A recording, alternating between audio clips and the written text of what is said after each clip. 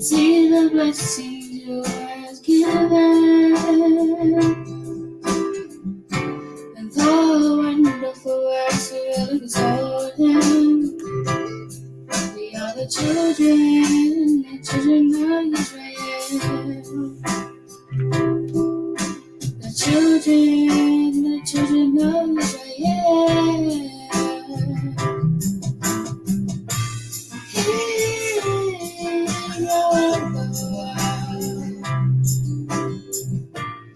He's our King.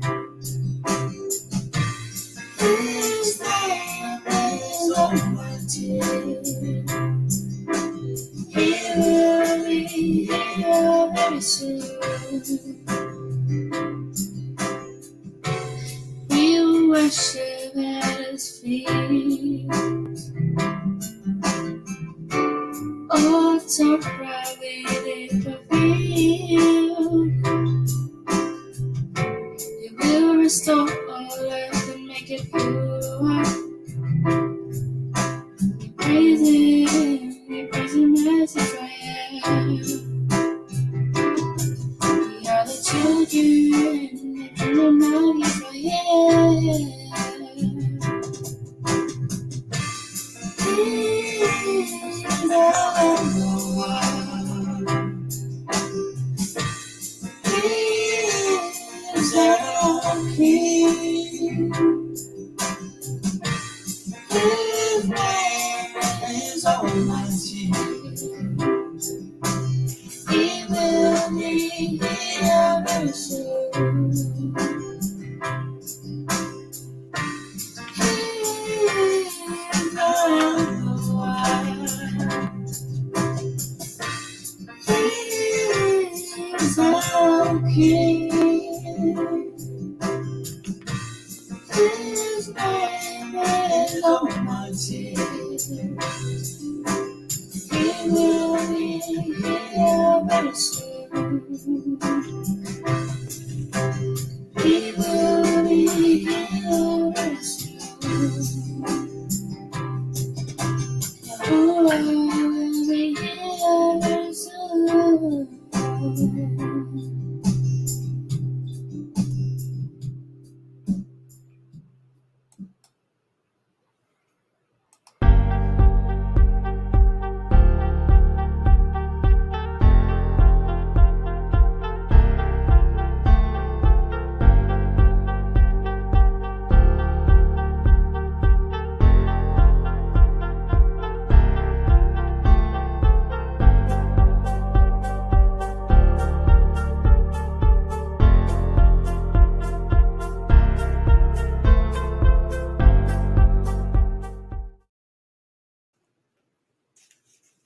Hear, O Yisrael, Yahuwah our Elohim.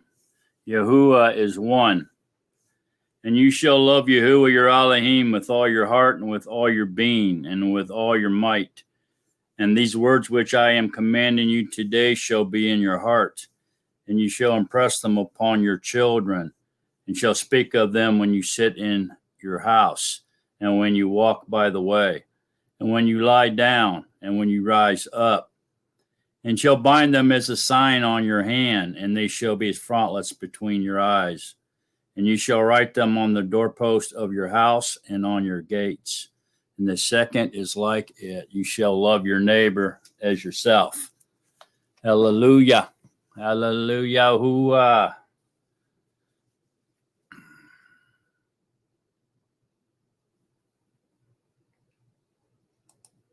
Shabbat shalom, everybody.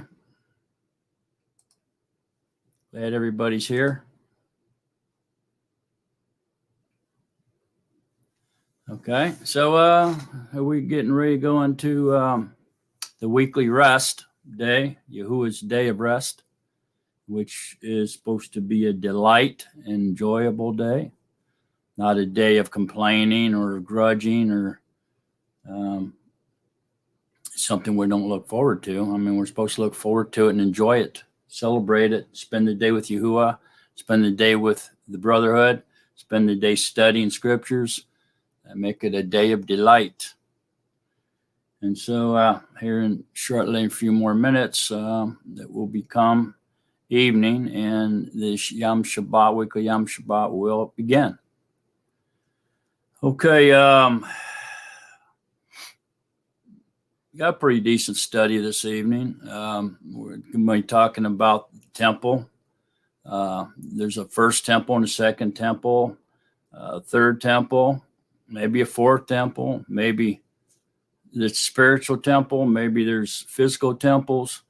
So we're going to sort all this, try to get all this sorted out and try to figure out just exactly what's going on here with these temples, because we hear so much. There's so many different opinions out there, so many interpretations, and admittedly, some of them are hard to understand, and try to get a real clear concept of them.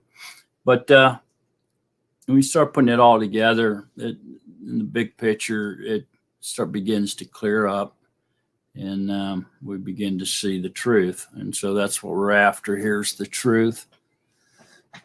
So I hope all of you had a really nice week, and worked hard, and you remembered to give thanks to Yahuwah and pray and petition Yahuwah and praise him and worship him. By the way, I'll give you a little bit of a hint as far as praying to Yahuwah, petitioning him and asking him for things. Make sure that we do it with the tense, the pretense that he's already given it to us. So don't ask in a way that you're expecting to receive what you're asking in the future. Ask for it in a way that it says that you've already gotten it, that you have, that it's already been done, and he's answered your petition, your prayer. That's just a little hint for you. You think about that.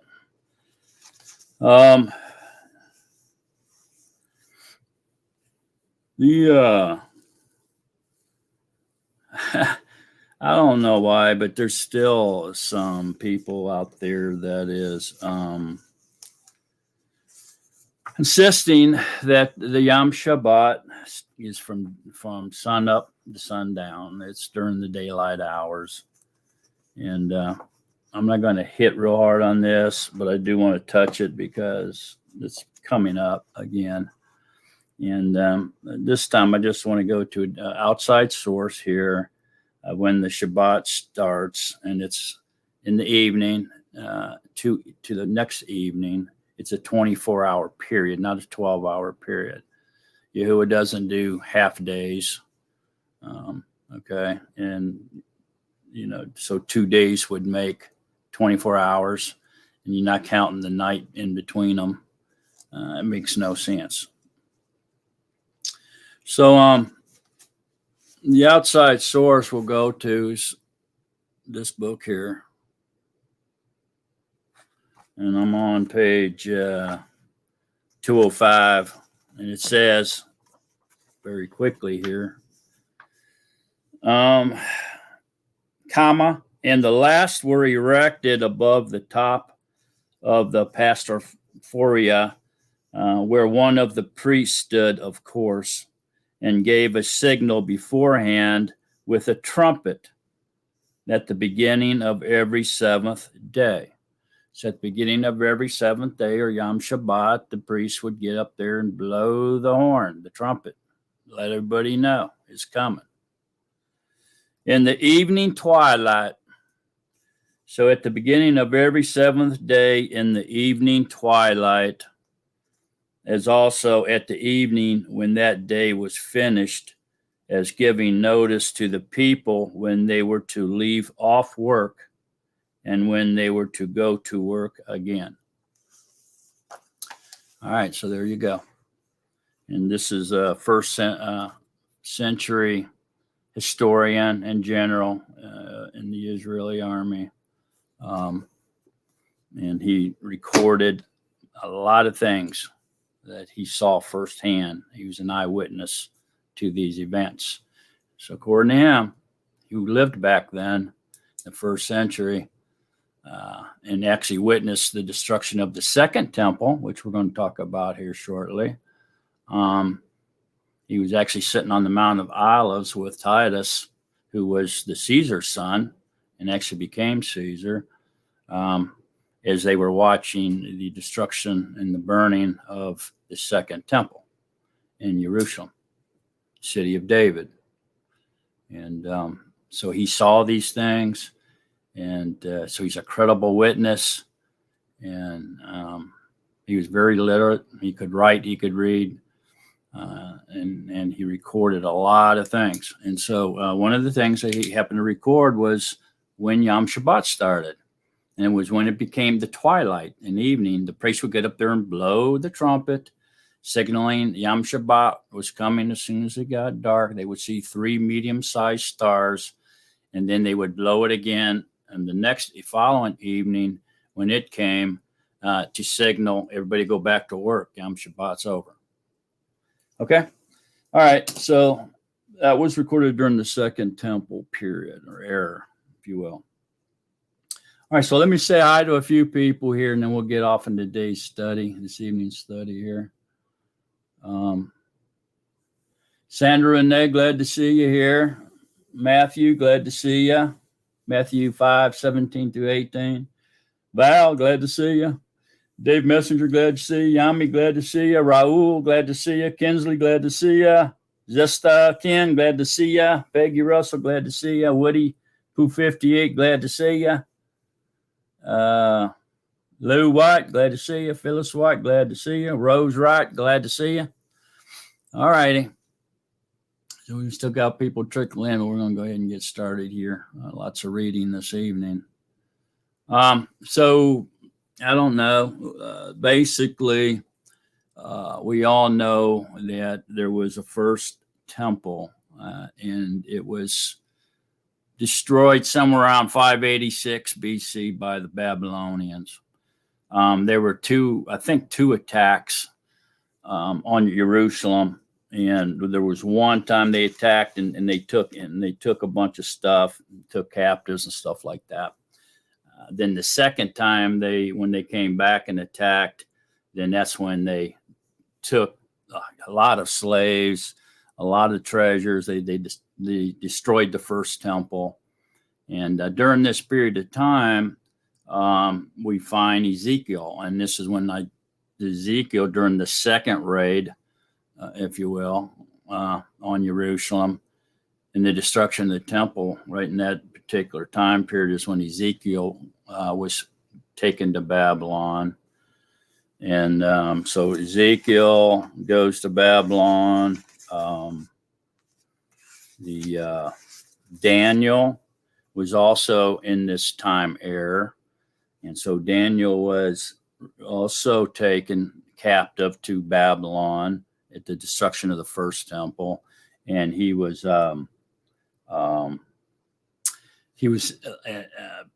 brought into the castle, the royal castle, and he was a servant of the sovereign of Babel in the castle. And then Ezekiel, he was in Babylon, but he was out with the rest of he wasn't in the castle. He was just out in the nation with the other captives. And then we had Jeremiah. Yirmiyahu, he was also part of this era, and he was prophesying, stayed back in Jerusalem area and was prophesying around this Babylonian captivity time period. So we have these 3 well-known characters in Scripture around the same time period. But we're going to focus this evening mostly on Ezekiel because he seems to be the one that has a lot of visions and things about the temple. And this is where a lot of people get confused. This is where a lot of the controversy comes into play in Ezekiel. It's kind of a hard read until we understand that he splits it up into like 3 different segments, maybe 4. segments as he goes through it and stuff like that. So if we can start, we can see that. Then they're warning to the Yehudim or the Israelites, and then the warning to the nations, and then he goes off into future promise of Israel, restoration of Israel. Okay, so those are like the three main sections of this book. But the one thing that a lot of people argue on, if you will, or have different opinions, interpretations of, is what temple is Ezekiel talking about? And that's huge because a lot of people think that this is talking about a third temple that's coming in the latter days, in the tribulation period.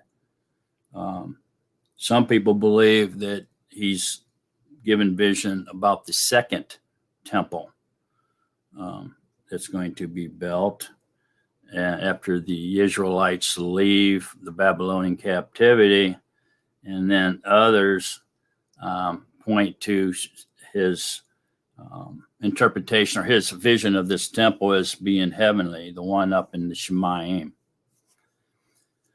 Okay, so it's very interesting because to listen to the different interpretations, they all seem to have pros and cons, to their interpretation or how they're seeing this. But once we start looking down through this and we start seeing that, in fact, there is some outstanding differences for us, and that let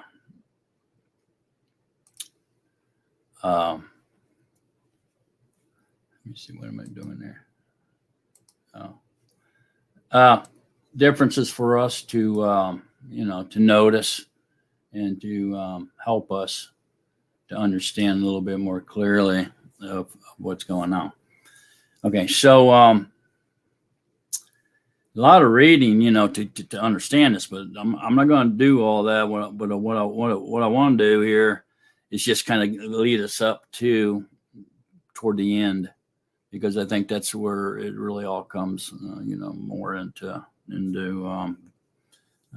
clarity, where we can actually see what's going on.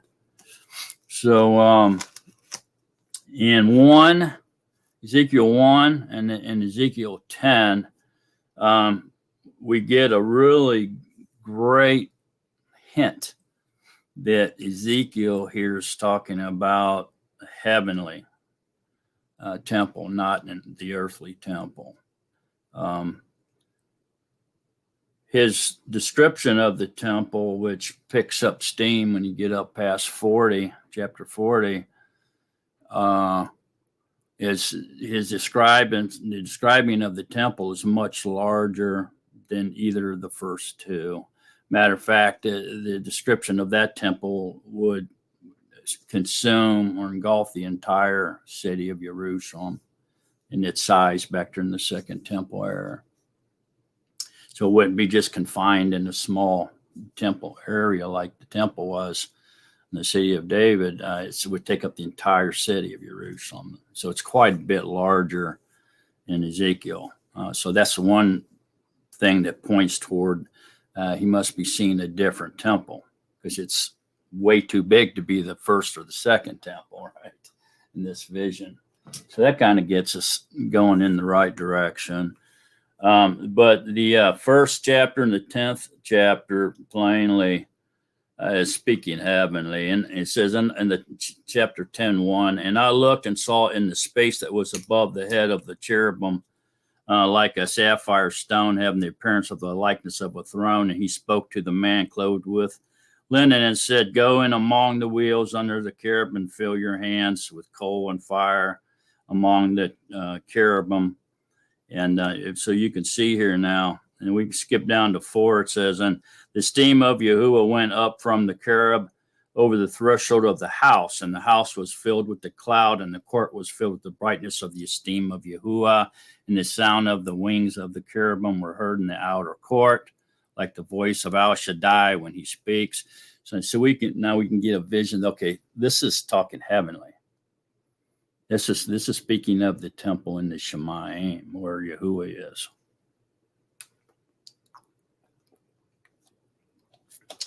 So it becomes fairly clear then to the size of Ezekiel's temple and the location of this temple.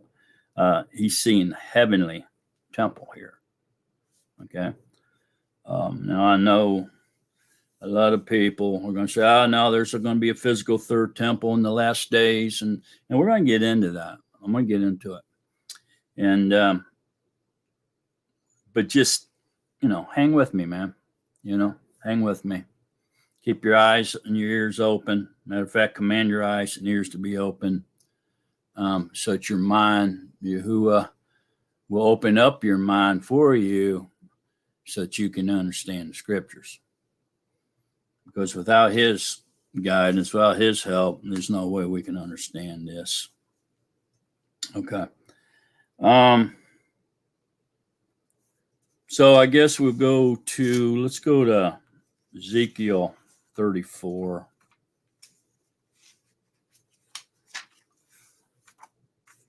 We'll come back to that here in a minute.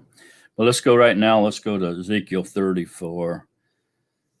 And it says, "And the word of Yahuwah came to me, saying, Son of man, prophesy against the shepherds of Yisrael. Prophesying and say to them, Thus said the Master Yahuwah to the shepherds, Woe to the shepherds of Yisrael who have been feeding themselves. Should not the shepherds feed the flock? You eat the fat and you put on the wool. You slaughter the fatlings and you do not feed the flock. You have not strengthened the weak, nor have you healed the sick, nor bound up the broken, nor brought back the straying, nor sought what was lost. But you have ruled with might and harshness." Now, obviously, he's not talking about physical sheep. He's talking about his people, Israel, okay? "And they were scattered because there was no shepherd, and they became food for all the beasts of the field when they were scattered. My sheep wandered through all the mountains and on every high hill. My sheep were scattered over all the face of the earth, and no one was seeking or searching for them." All right. So very powerful stuff here, as we begin to see that there was no leadership, or there was weak leadership in Israel at that time, and probably is why they were getting beat up on by the Babylonians all the time here. There was weak or no leadership. So therefore, you shepherds, hear the word of Yahuwah. As I live, declares the Master Yahuwah, because my flock became a prey, and my flock became food for every beast of the field, from not having a shepherd, and my shepherds did not search for my flock. But the shepherds fed themselves and did not feed my flock. Therefore, shepherds, hear the word of Yahuwah. Thus said the Master Yahuwah, See, I am against the shepherds, and I shall require my flock at their hand, and shall make them cease feeding the sheep, and the shepherds shall feed themselves no more. And I shall deliver my flock from their mouths, and they shall no longer be food for them. For thus said the Master Yahuwah, See, I myself shall search for my sheep and seek them out. All right, so there we go. So it's pretty clear now that we're seeing that they were just fleecing the flock. They were getting out. They were in their positions, and they were just doing what they were doing for their own agenda, for their own wealth and esteem, and so forth and so on. They didn't care. They didn't care about the people, and so we had greed. They had greedy, weak leadership, and Yahuwah called them out on it, basically, and they let them know that I require my flock at their hand, and make them cease feeding the sheep. So he's going to remove them. He's going to do it himself, and they're in big trouble. Okay, as the shepherd seeks out his flock on the day he is among the scattered sheep, so I shall seek out my sheep and deliver them from the places where they were scattered in the day, in a yom of cloud and thick darkness. Okay, so that right there is pointing to the day of Yahuwah, second coming of Yahushua, right? That's what it sounds like to me. But it may not be. Maybe referencing some other event. And I shall bring them out from the people and gather them from the lands and shall bring them to their own land. And I shall feed them on the mountains of Israel, in the valleys, and in all the dwellings of the land. I'm in good pasture, I shall feed them, and their fold shall be on the high mountains of Yesharal. They shall lie there in a good fold and feed in rich pasture on the mountains. I shall feed my flock and make them lie down, declares the Master Yahuwah. I shall seek out the lost and bring back the strayed, and I shall bind up the broken and strengthen what was sick, but the fat and the strong I shall destroy. I shall feed them with right ruling. There's some right ruling for you. Take a good bite of that. Yeah, so this obviously he's taken over. He's going to find his scattered sheep. He's going to fix them up, bandage them up, heal them, and he's going to fire the shepherds who are all in big trouble. They allowed his sheep to scatter, to wander off, to go astray, starve half to death, maybe starve to death, and die of thirst, and so forth and so on, and they didn't care. All right, and so Yahuwah's taken over now.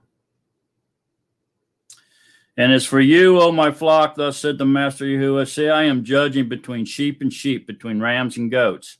It is not enough for you to have eaten up the good pasture, and the rest of your pasture you trample with your feet, or you should drink of the clear waters and rest you muddy with your feet, and the rest you muddy with your feet. And as for my flock, they eat what you have trampled with your feet, and they drink what you have muddied with your feet.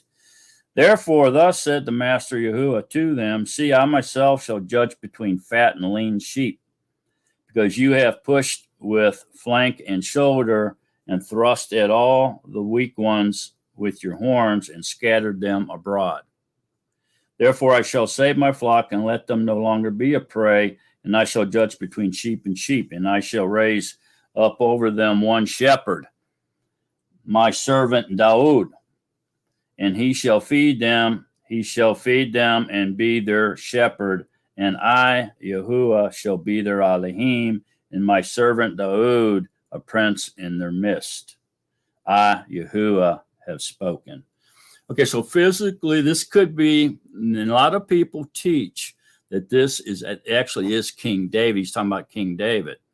But the problem here is that King David has long passed away at this point. King David wasn't alive at this time or after this time. He was before this time. So he had already passed away. So is this really talking about King Daud, Sovereign Daud? More than likely, no. More than likely, he's speaking of Yahusha. And he is speaking, and when he says a prince in their midst, I believe he would be speaking of the Messiah, who would be a descendant of King Daud, a descendant of the throne. So of King Daud, be Yahuwah, Yahusha HaMashiach. Okay. They take this and not realize, I guess, the timeline here that King Daud lived before this time, and he's already dead. But they assume this to be talking of when King David ruled over Yisrael, when they were one nation, and they weren't a split nation during his reign. And they take that and they run with it through the rest of Ezekiel. Okay, and so it's not the correct time period in order to do that.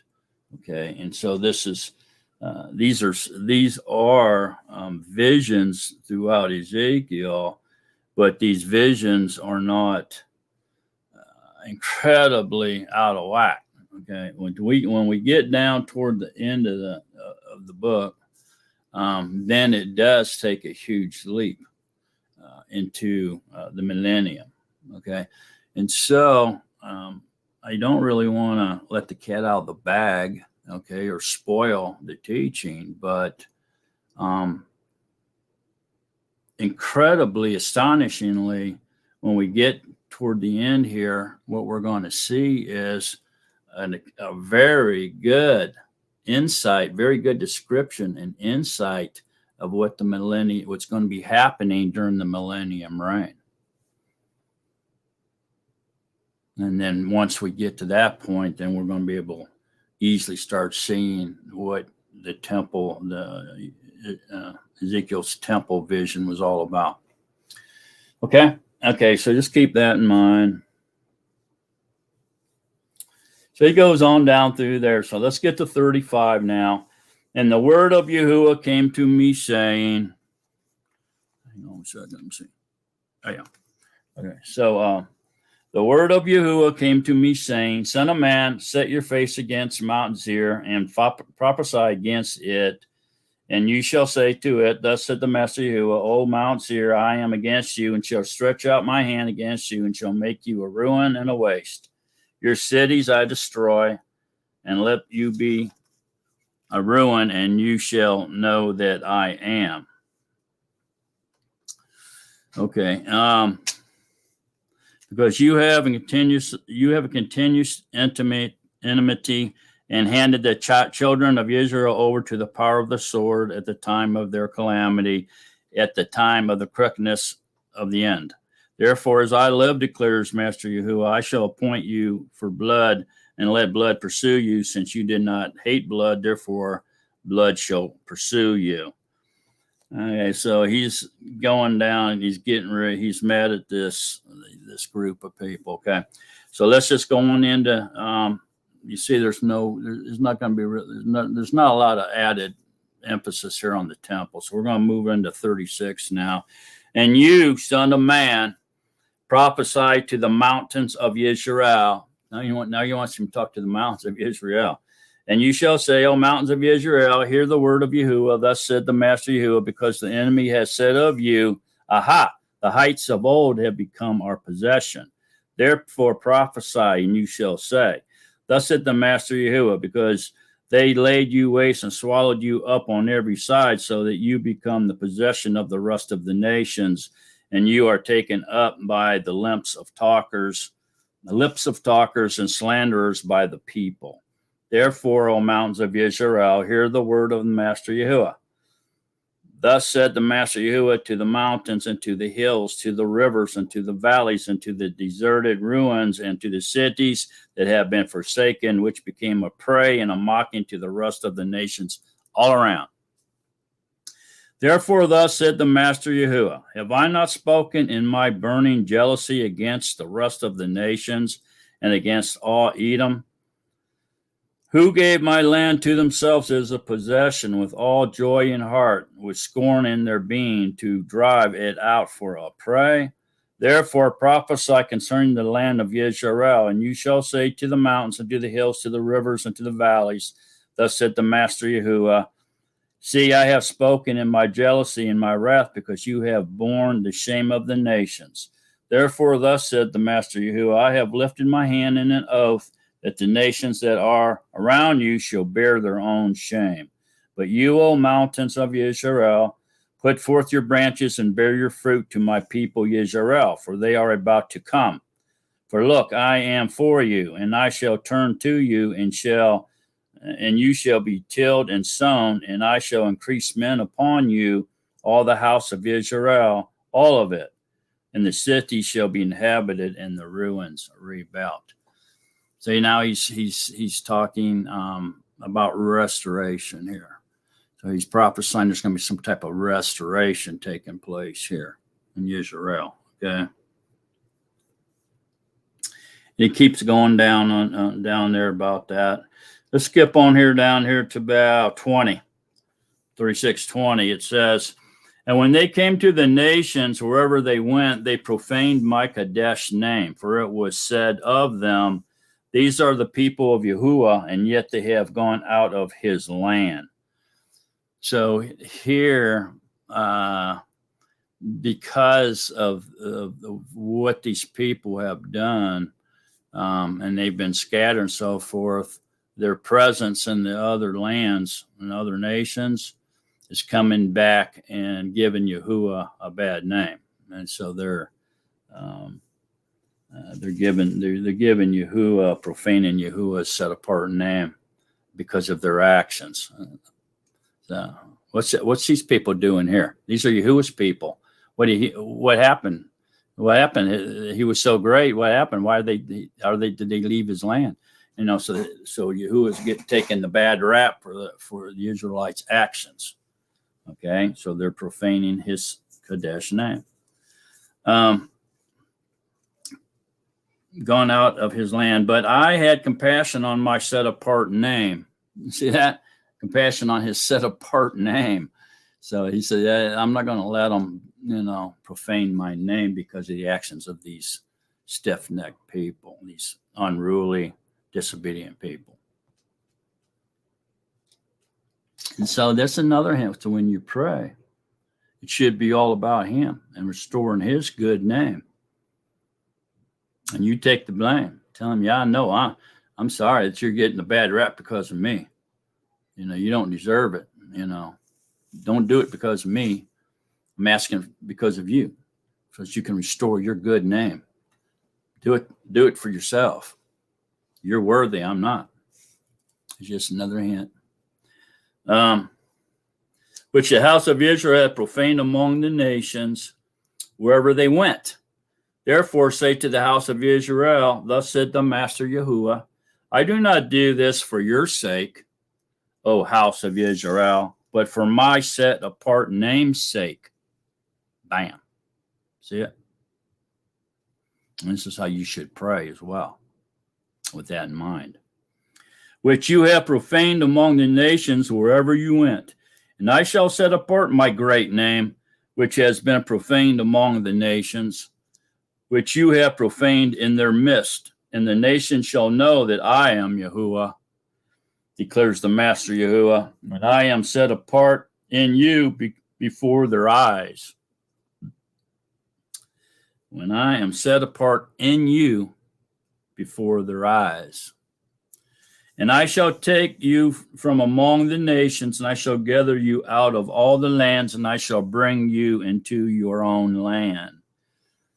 And I shall sprinkle clean water on you, and you shall be clean from all your filthiness, and from all your idols I cleanse you. Why is he going to do this? For the sake of his good name, not because of them. It's giving him a bad rap. He's going to bring them back and straighten them out and say, I can't have this. Is it amazing, or is that amazing? And I shall give you a new heart and put a new ruach within you, and I shall take the heart of stone out of your flesh, and I shall give you a heart of flesh, and put my ruach within you, and I shall cause you to walk in my laws and guard my right rulings, and shall do them. And you shall dwell in the land that I gave to your fathers, and you shall be my people, and I shall be your Elohim. Wow, powerful stuff, right? Okay, so what do we just read? Right? What do we just read?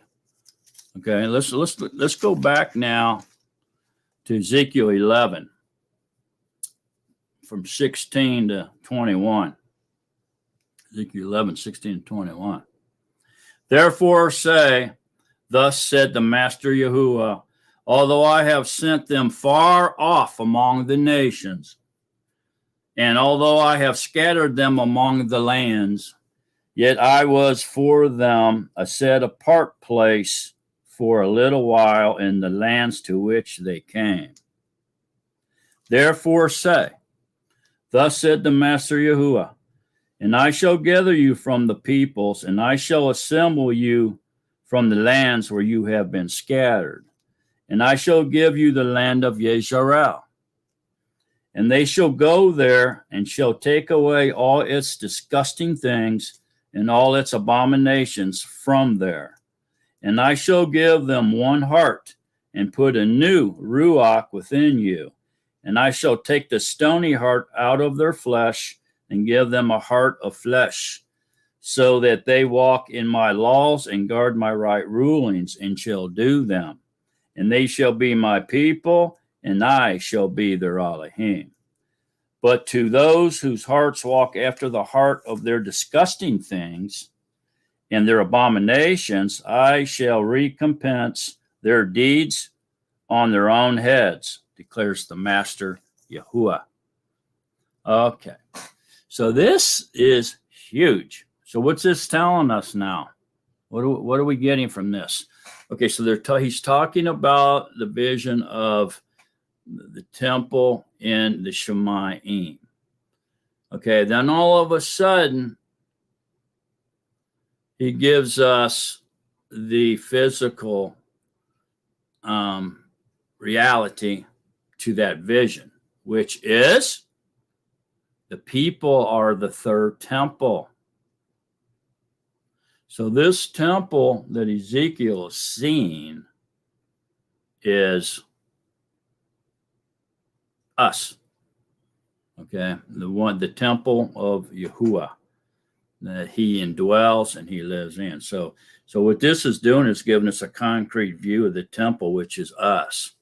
Okay, and as we go through this, keep this in mind, and we'll come up with some more proof of that. But for right now, you keep that in mind, because what we're going to see here is that this temple that Ezekiel describes, that everybody gets all excited about, doesn't have an altar. It doesn't have showbread table. It doesn't have a Holy of Holies. There's nothing in there to do any sacrifices with. It's just a temple. It's a hollow building with the presence of Yahuwah. So as we get into it, we're going to put this together now, and we're going to see what Ezekiel's talking about. Okay? It's going to get real interesting when we get in up around 44. All right, so keep all this in mind. I know I'm jumping ahead just a little bit, but we're going to get into all of that. Okay? So again, Ezekiel 36, 16 through 19 says, through 28, 26 through 28 says, and I shall give you a new heart and put a new ruach within you, and I shall take the heart of stone out of your flesh, and I shall give you a heart of flesh, and put my ruach within you. And I shall cause you to walk in my laws and guard my right rulings, and shall do them. And you shall dwell in the land that I gave to your fathers, and you shall be my people, and I shall be your Elohim. Okay? All right.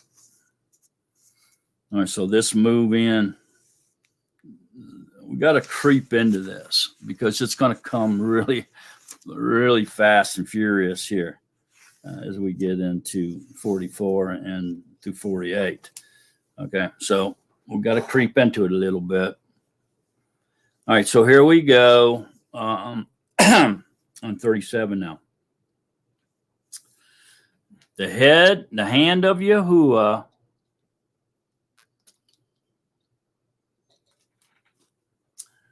was upon me, and took me out of the ruach of Yahuwah. The hand of Yahuwah was upon me and took me out by the ruach of Yahuwah, and set me down in the midst of the valley. And it was filled with bones. And he made me pass among them all around, and see, there were very many on the surface of the valley, and see, they were very dry. And he said to me, Son of man, would these bones live? And I said, O Master Yahuwah, you know. And again he said to me, prophesy to these bones, and you shall say to them, dry bones, hear the word of Yahuwah. Thus said the Master Yahuwah to these bones, see, I am bringing into you a ruach, and you shall live. And I shall put sinews on you, and bring flesh upon you, and cover you with skin, and put a ruach in you, and you shall live. Okay, so this is he's wanting the same people. He's bringing the same people. Okay, he wants to inhabit the same people. And you shall know that I am Yahuwah, and I prophesied as I was commanded, and as I prophesied, there was a noise and there was a rattling, and the bones came together, bone to bone. And I looked and saw sinews and flesh came upon them, and skin covered them, but there was no ruach in them. And he said to me, prophesy to the ruach, prophesy, son of man, and you shall say to the ruach, thus said the Master Yahuwah, come from the four winds, ruach, and breathe on these slain, so that they live. And I prophesied as he commanded me, and the ruach came into them, and they lived, and stood upon their feet, a very great army. And he said to me, son of man, these bones are all the house of Yisrael. You see, it's the same people. He came for his people, Yisrael. He came, deliverances of the Yehudim. See, they say, our bones are dry, our hope has perished, and we ourselves have been cut off. Therefore prophesy, and you shall say to them, thus said the Master Yahuwah, see, O my people, I am opening your graves, and shall bring you up from your graves, and shall bring you into the land of Yisrael. Okay, so this is more than likely now talking about the first resurrection at the second coming of Yahushua. When he's going to do this, because these people are dead now, don't forget. And you shall know that I am Yahuwah when I open your graves, O my people, and bring you up from your graves. And I shall put my ruach in you, and you shall live. And I shall settle you in your own land, and you shall know that I, Yahuwah, have spoken, and I have done it, declares Yahuwah. And the word of Yahuwah came to me, saying, and you, son of man, take a stick for yourself and write on it for Yehudah and for the children of Israel, his companions. Then take another stick and write on it for Yusuf, the stick of Ephraim, and for all the house of Israel, his companions. Then bring them together for yourself into one stick, and they shall become one in your hand. So they won't be two nations again, it'll be one nation. And when the children of your people speak to you, saying, won't you show us what you mean by these? Say to them, thus said the Master Yahuwah, see, I am taking the stick of Yosef, which is in the hand of Ephraim and the tribes of Israel, his companions, and I shall give them to him in the stick of Yehudah, and make them one stick, and they shall be one in my hand. And the sticks on which you write shall be in your hand before their eyes, and speak to them. Thus said the Master Yahuwah, see, I am taking the children of Israel from among the nations, wherever they have gone, and shall gather them from all around, and I shall bring them into their land, and I shall make them one nation in the land on the mountains of Yisrael, and one sovereign shall be sovereign over them all. And let them no longer be two nations, and let them no longer be divided into two reigns. And they shall no longer defile themselves with their idols, nor with their disgusting things, nor with any of their transgressions. And I shall save them from all their dwelling places in which they have sinned. And I shall cleanse them, and they shall be my people, and I shall be their Elohim. So this is the restoration of Yisrael. It's the same people. He wants his people back and their descendants after them. He's looking for the lost sheep. All right? Yeah, he is. So this is speaking of the restoration. So here we're looking at, right now, we're seeing the first resurrection, and we're seeing the restoration of Yisrael, okay, and of his creation as well. Although it didn't really speak of that, but it's going to be part of the restoration of all things. And I shall make a covenant of peace with them, an everlasting covenant it is with them, and I shall place them and increase them, and shall place my set apart place in their midst forever. And my dwelling place shall be over them, and I shall be their Elohim, and they shall be my people. And the nation shall know that I, Yahuwah, am setting Israel apart, when my set apart place is in their midst forever. Wow. So his set apart place is in their midst forever is going to be the third temple, right?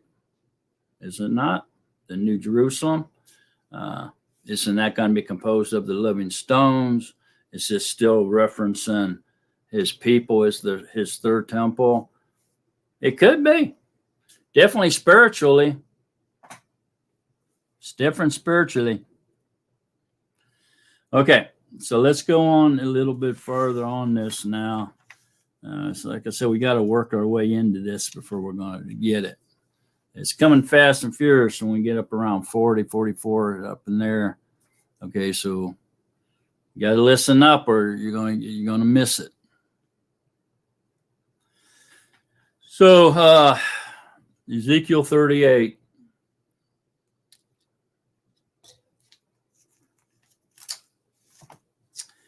And the word of Yahuwah came to me, saying, Son of man, set your face against Gog in the land of Magog, the prince of Rosh, Meshech, and Tubal, and prophesy against him.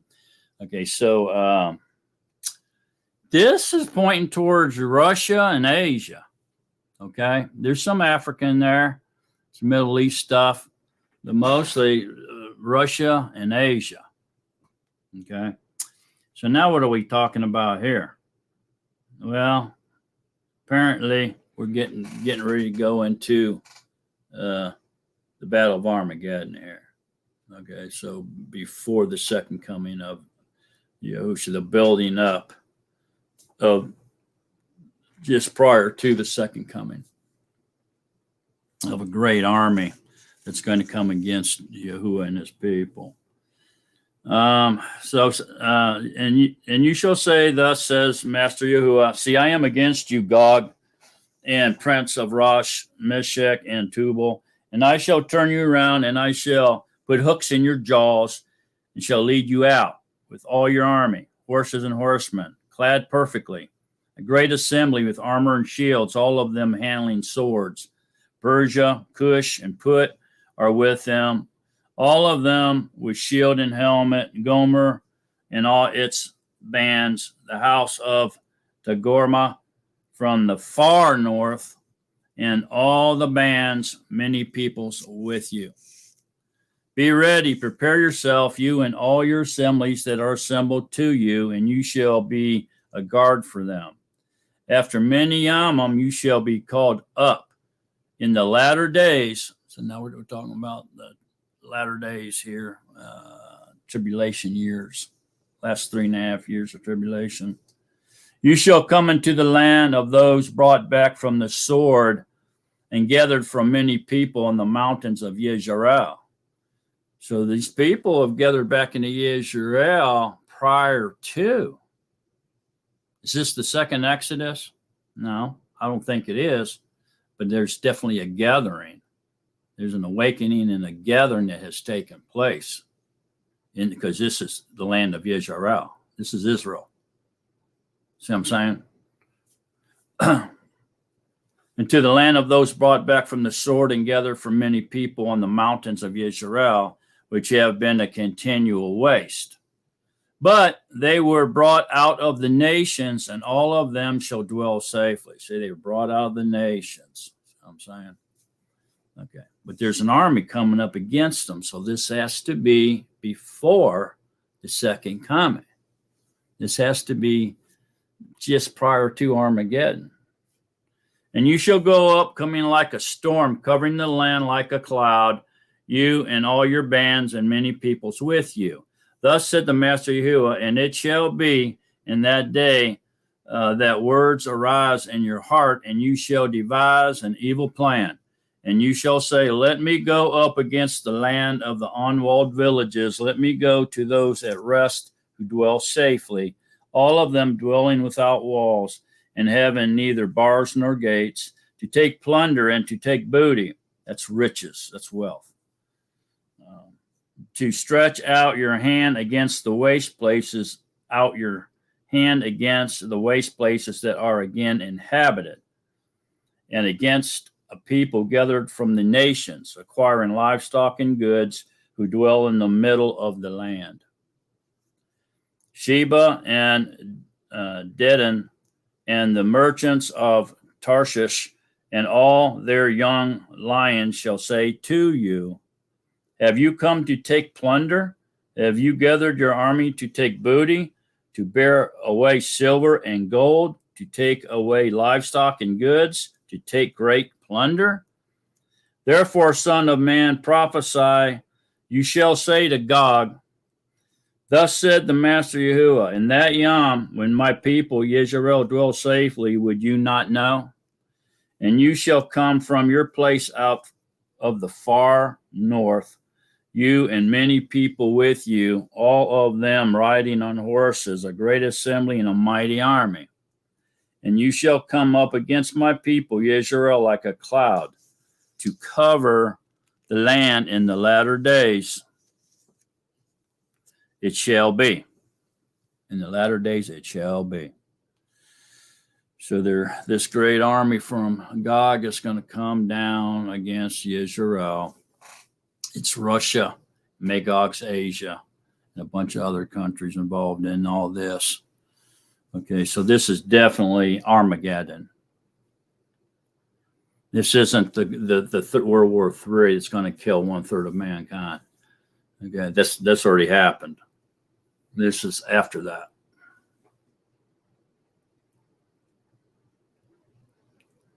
And I shall bring you against my land in order that the nations know me, when I am set apart in you, O Gog, before their eyes. Thus said the Master Yahuwah, are you the one I spoke of in former days by my servants, the prophets of Israel, who prophesied for years to those Yamim to bring you against them? And it shall be on that Yom, on the Yom when God comes against the land of Israel, declares the Master Yahuwah, that my wrath shall come up in my face. My wrath shall come up in my face. For in my jealousy and in the fire of my wrath I have spoken. On that Yom, there shall be a great shaking in the land of Israel. It's going to be a huge earthquake. So that the fish of the sea and the birds of the Shemayim and the beasts of the field and all creeping creatures that creep on the arets and all the men who are on the face of the earth shall shake in my presence. And the mountain shall be thrown down, and the steep places shall fall, and every wall fall to the ground. Obviously, that's a huge, great earthquake. So it sounds global earthquake. And I shall call for a sword against Gog on all my mountains, declares the Master Yahuwah, the sword of each one being against his brother, and I shall judge him with pestilence and blood, and rain down flooding rain, and hailstones, fire and sulfur on him, and on his bands, and on the many people who are with him. And I shall exalt myself and set myself apart, and I shall be known in their eyes of many I shall be known in the eyes of many nations, and they shall know that I am Yahuwah.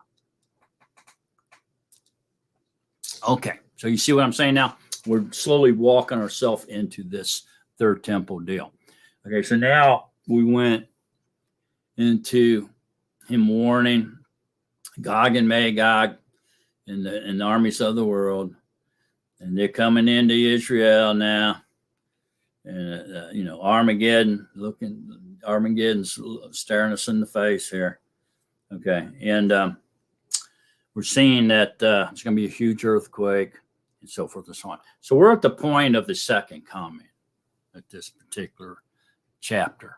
Okay, you see how we've progressed. So he's went all the way from the temple in the Shemayim into the second temple, into the captivity, and the warning the Israel, warning the nations.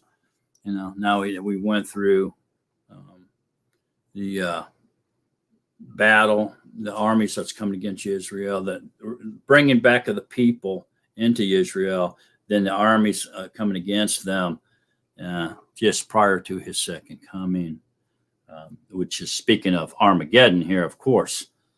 All right, so there we go. That's where we're at. So now we're going to creep into 39, and so that we have to walk our way up to this in order to see this, the true picture of Ezekiel's temple, because there's the problem with why there's so many interpretations and opinions on what this third temple of Ezekiel's third temple is and what's going on is because they don't bother to read it slowly from the beginning, read through there, and then categorize it, put it into perspective where it's taken us.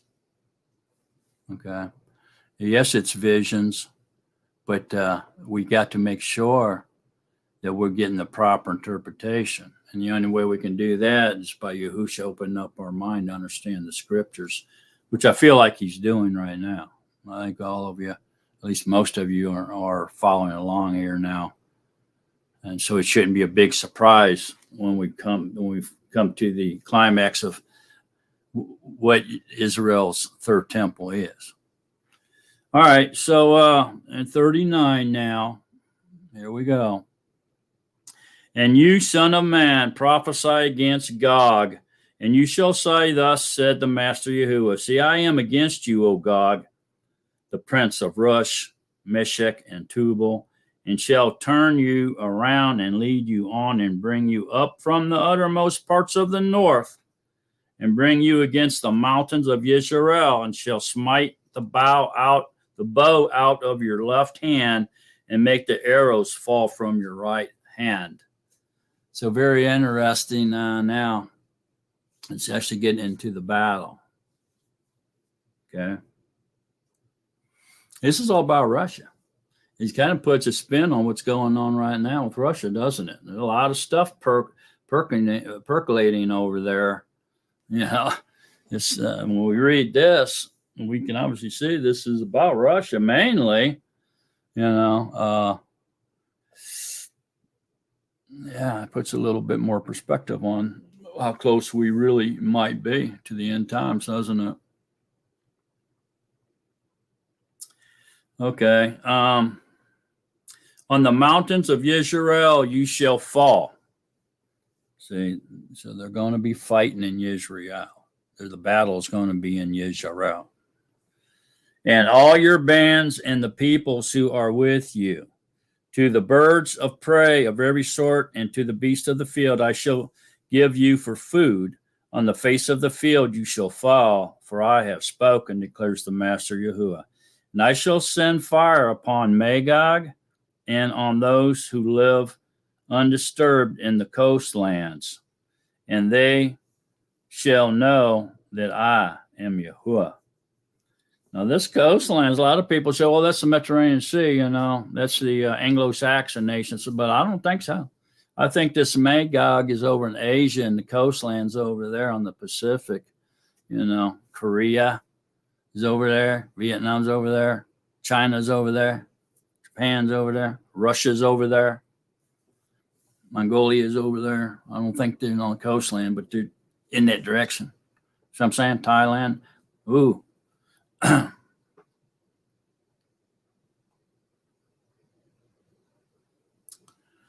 Okay. See, where was I?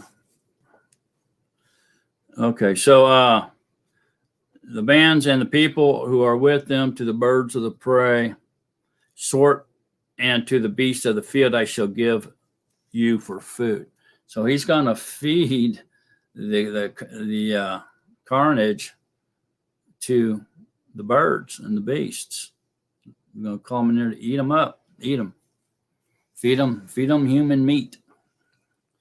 On the face of the field you shall fall, and I have spoken, declares Master, and I shall send fire upon Magog and on those who live undisturbed in the coastlands, and they shall know that I am Yahuwah. And I shall make my set apart name known in the midst of my people, Yisrael. and not let my set apart name be profaned anymore. Remember, that's why he's doing this, because his name got profaned when they left the promised land. Right? People began to mock him. And actually, they lost respect for him. They said, well, he must not have that much power. I mean, he gave his people this land, but here they are in our land. What happened? You know. And the nation shall know that I am Yahuwah, the set apart one in Israel. See, it shall come and it shall be done, declares the Master Yahuwah. This is the Yom of which I have spoken. And those who inhabit the cities of Israel shall go out and set on fire and burn the weapons. So after they've won the battle, we're going to go out and start piling up the weapons and burning them. Both the shields and the armor, the bows and the arrows, the clubs and spears, and they shall make fires with them for 7 years. Wow. And take no wood from the field, nor cut down any from the forest, for with the weapons they make fire. Can you imagine that? The weapons they're going to use for 7 years, the whole nation, is firewood. That's crazy. Can be a lot of weapons, huh? And they shall plunder those who plundered them, and loot those who looted them. Wow. Declares the Master Yahuwah. And it shall be on that Yom that I give Gog a burial site there in Yisrael, the valley of those passing by east of the sea, and stopping those passing by, because they shall bury Gog and all his throng, and shall call it the valley of Hamon Gog. And the house of Yisrael shall bury them for 7 months in order to cleanse the land. Now it'll take them 7 months to bury the bodies after that battle. Woo! That's crazy, man. And all the people of the land shall bury them, and it shall be for a name to them on that Yom that I am esteemed, declares the Master Yahuwah. And they shall separate men who continually pass through the land, burying those who were passing through, those left on the surface of the ground, in order to cleanse it. And the end of 7 months they shall search, and those passing through shall pass through the land. And when anyone sees a man's bone, he shall set up a sign beside it till the buriers have buried it in the valley of Hamon Gog.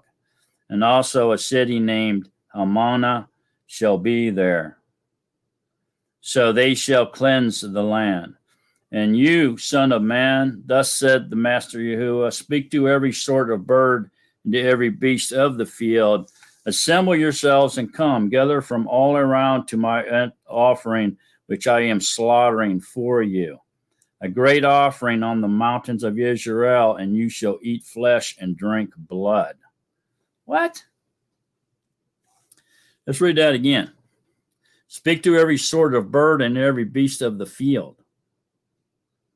Assemble yourself and come and gather from around all the offering which I am slaughtering for you, a great offering on the mountains of Israel, and you shall eat flesh and drink blood. That's amazing, man. Slaughtering all those peoples for the birds and for the beasts. In a way, if you think about it, humans have been very cruel to the animals and to the birds. Maybe this is some type of, I don't know if I want to say revenge, but a reckoning maybe. Eat the flesh of the mighty, drink the blood of the princesses of the Eretz, of rams and lambs, of goats and bulls, all of them fatlings of Bashan. And you shall eat fat till you are filled, and drink blood till you are drunk, at my offering which I am slaughtering for you. And you shall be satisfied at my table with horses and riders, with mighty men, and with all the men of battle, declares the Master Yahuwah. And I shall set my esteem among the nations, and all nations shall see my judgment which I have executed, and my hand which I have laid on them. And the house of Israel shall know that I am Yahuwah their Elohim from that Yom onward. And the nation shall know that the house of Israel went into exile for their crookedness. For their crookedness. So they can get to, once they realize that, nobody can profane Yahuwah's name anymore, right? Because they have trespassed against me, so that I hid my face from them. So the truth comes out. And I gave them into the hand of their adversaries, and they all fell by the sword. See, the truth comes out. Okay, his name was, they were profaning his name falsely in the lands they were driven out to. But now the people are going to know the truth. Okay, it's not because of his weakness. It's not because they didn't like him or he was a weak Elohim and they left him and went on their own and all that. It's because of their crookedness. It's he drove them out. So the truth's going to come out. The world will know. According to their uncleanness and according to their transgressions, I have dealt with them and hidden my face from them. See that? Truth's coming out. Everybody's going to know the truth. Therefore, thus said the Master Yahuwah, now I am going to bring back the captives of Yaqub, and I shall have compassion on all the house of Yesharel, and shall be jealous for my set-apart name. Jealous for my set-apart name. And they shall have borne their shame and all their trespass they committed against me when they dwell safely in their own land, with none to make them afraid. When I have brought them back from the peoples and gathered them out of the lands of their enemies, and I shall be set apart in them before the eyes of many nations. The truth comes out, buddy. All of it. Everybody's going to know. And everybody's going to esteem Yahuwah. Nobody's going to profane Yahuwah's name or him anymore. Everybody's going to realize the fault lies squarely on the shoulders of the Israelites. And they shall know that I am Yahuwah their Elohim, who sent them into exile among the nations, and then gathered them back to their own land, and left none of them behind. Left none of them behind. And no longer do I hide my face from them, for I shall have poured out my Ruach on the house of Yesharel, declares the Master Yahuwah. So there it is, Yahuwah, King of Kings, Prince. He's going to gather them all after the battle. It's going to be a second Exodus. He's going to gather them all. Everybody's going to know exactly what happened. The whole story, the whole truth, and they're going to know that the fault lies with the Israelites, not with Yahuwah. So his name will be restored, and nobody will profane his name anymore. They'll all understand what happened, in other words. Okay, so now we're going to get into 40. And here's where it's going to get a little bit fast and furious here. But notice here that he starts out in the 25th year of our exile, at the beginning of the year, on the 10th of the month, on the 14th year after the city was smitten. On that same Yom, the hand of Yahuwah came upon me, and he brought me there. So he's given instructions on when all this happened. In visions of Elohim, he brought me into the land of Yisrael. Okay, so in these visions, are in Yisrael, nowhere else. And set me on a very high mountain, and upon it toward the south was as the structure of a city. Okay, there's really no big, tall mountains in Yisrael. Okay, so this has to be kind of like symbolic or metaphoric when you think about it. There's hills there and so forth and so on. There's no big giant like Mount Everest things there. All right. So he brought me there, and look, a man whose appearance was like the appearance of bronze, and a line of flecks and a measuring rod in his hand, and he stood in the gate. And the man said to me, Son of man, see your eyes and hear with your ears, and set your heart on all that I am showing you, for you were brought here in order to show them to you. Declare to the house of Israel and all that you are seeing. And look, a wall all around the outside of the house, and in the man's hand a measuring rod 6 cubits long, each being a cubit and a hand breadth. Okay, so here he goes. Now he's given this vision now of this temple. He's measuring it. Okay. And he goes on down through 40, measuring everything. Okay, there's 30 rooms. There's side gates. He's measuring the little rooms, 3 on each side, 3 on that side, posts, porches. He's measuring all that stuff, and he continues to do so all the way down through this chapter. And then even over into chapter 41, same thing. He's measuring this temple. All right. And he continues to measure it. And he continues on measuring it. And then he hits 42, and he even continues there somewhat, keeps measuring and talking about it, measuring it, and the different directions, the different lengths, and the different widths, the thicknesses, but he never mentions height. Okay, not only is he doesn't mention heights, he never mentions the altar, the showbread table, the menorah, the outdoor altar, the table of incense, the Holy of Holies, the Ark of the Covenant. He doesn't mention any of that. So when people say, well, he's talking about the second temple here, he's not mentioning anything at all that has to do with animal sacrifices. It's a skeleton.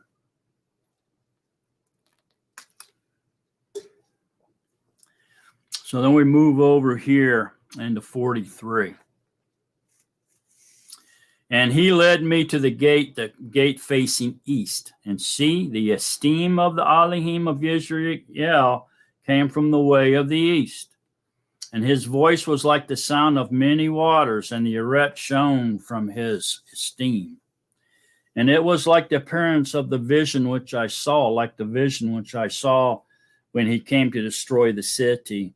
And the visions were like the vision which I saw by the river Kabar, and I fell on my face. And the esteem of Yahuwah came into the house by way of the gate facing east. And the Ruach took me up and brought me into the inner courtyard, and see, the esteem of Yahuwah filled the house. So Yahuwah was there in this vessel, this temple. Don't forget that what the temple was. The temple was a place for Yahuwah to set apart, okay, that was set apart from the world. And so that the people, his chosen people, could come there and meet him there. It was like holy ground, okay? And so it was a place of meeting between Yahuwah and his people. Okay, so here, even though there's nothing about, he doesn't talk about the altar or anything in this vision of this temple, just the measurements. He does say that the esteem of Yahuwah filled the house. And I heard someone speaking to me from the house while a man stood beside me. And he said to me, Son of man, this is the place of my throne and the place of the soles of my feet, when I dwell in the midst of the children of Israel forever. And the house of Israel shall no longer defile my set apart name, they nor their sovereigns, by their whoring and by the corpses of their sovereigns on their high places. He doesn't even want their bodies, anywhere around the set apart ground. When they placed their threshold by my threshold and their doorpost by my doorpost, with the wall between them and me, they defiled my set apart name by the abominations which they have done. So I consumed them in my displeasure. Now let them put their whoring and their corpses of their sovereigns far away from me, and I shall dwell in their midst forever. Son of man, explain the house to the house of Israel, and when they are ashamed of their crookednesses, they shall measure the measurements. And since they shall be ashamed of all that they did, make known to them the design of the house and its structure, and its exits and entrances, its entire design and all its laws, in all its forms and all its instructions, and write it down before their eyes so that they observe its entire design and all its laws and shall do them. This is the Torah of the house. Upon the mountaintop, all the boundary of it all around is most set apart. See, this is the Torah of the house. And these are the measurements of the altar in cubits, that cubit being 1 cubit and handbreadth, and the base 1 cubit high and 1 cubit wide, with a rim all around its edge of 1 span. And this is the upper part of the altar. And from the base on the ground to the lower ledge, 2 cubits, and the width of the ledge 1 cubit, and from the smaller ledge to the larger ledge 4 cubits, and the width of the ledge 1 cubit. And the altar hearth is 4 cubits high, and 4 horns extending upward from the hearth. And the altar hearth is 12 cubits long and 12 wide, square at its corners, and the ledge is 14 long and 14 wide on its 4 sides. And the rim of half a cubit around it, and its base 1 cubit all around, and its steps face east. And he said to me, Son of man, thus said the Master Yahuwah, these are the laws of the altar of the Yom when it is made, for offering burnt offerings on it, and for sprinkling blood on it. And you shall give a young bull for a sin offering to the priests, the Levites, who are of the seed of Zadok, who approach to me, declares the Master Yahuwah. And you shall take some of its blood and put it on the 4 horns of the altar, on the 4 corners of the ledge, and on the rim around it, and shall cleanse it and make atonement for it. And you shall take the bull of the sin offering, and shall burn it in the appointed place of the house, outside the set apart place. And on the second Yom you bring a male goat, a perfect one, for the sin offering, and they shall cleanse the altar as they cleansed it with the bull. When you have ended cleaning it, bring a young bull, a perfect one, and a ram from the flock, a perfect one, and you shall bring them before Yahuwah, and the priest shall throw salt on them and offer them up as a burnt offering to Yahuwah. Prepare a goat for a sin offering daily for 7 days, and prepare a young bull and a ram from the flock, perfect ones, for 7 days. They shall make atonement for the altar and cleanse it and establish it. And when these days are completed, it shall be on the 8th Yom and thereafter that the priests make the burnt offering and your peace offerings on the altar, and I shall accept you, declares the Master Yahuwah. Okay, so so this is why people think this is speaking about the second temple right here, because it sounds a whole lot like what's written in Leviticus 10, 19, and 21. So they now all of a sudden, this is why people they also start thinking, well, wait a minute, man, this is strange. All of a sudden, it is talking about an altar. So maybe he's now maybe this is maybe that he's talking about the rebuilding of the second temple here. Okay, so in order to get past that notion, we need to continue to study, all right, and find out, hey, what's going on here now? Why is there an altar all of a sudden popping up here in this temple vision of Ezekiel? Okay. All right. So the only thing he could do is continue to read on. All right. So 44. And he brought me back to the outer gate of the set apart place, which faces east, and it was shut. And Yahuwah said to me, this gate is shut. It is not open. And no one enters it, because Yahuwah Elohim of Israel has entered by it, and it shall be shut. The prince Okay, now here we go. The prince, as prince, he sits in it to eat bread before Yahuwah, coming in by way of the porch of the gate and going out the same way. And he brought me by the way of the north gate to the front of the house, and I looked and saw the esteem of Yahuwah filled the house of Yahuwah, and I fell on my face. And Yahuwah said to me, Son of man, set your heart and see with your eyes and hear with your ears all that I say to you concerning all the laws of the house of Yahuwah and all its truth. And you shall set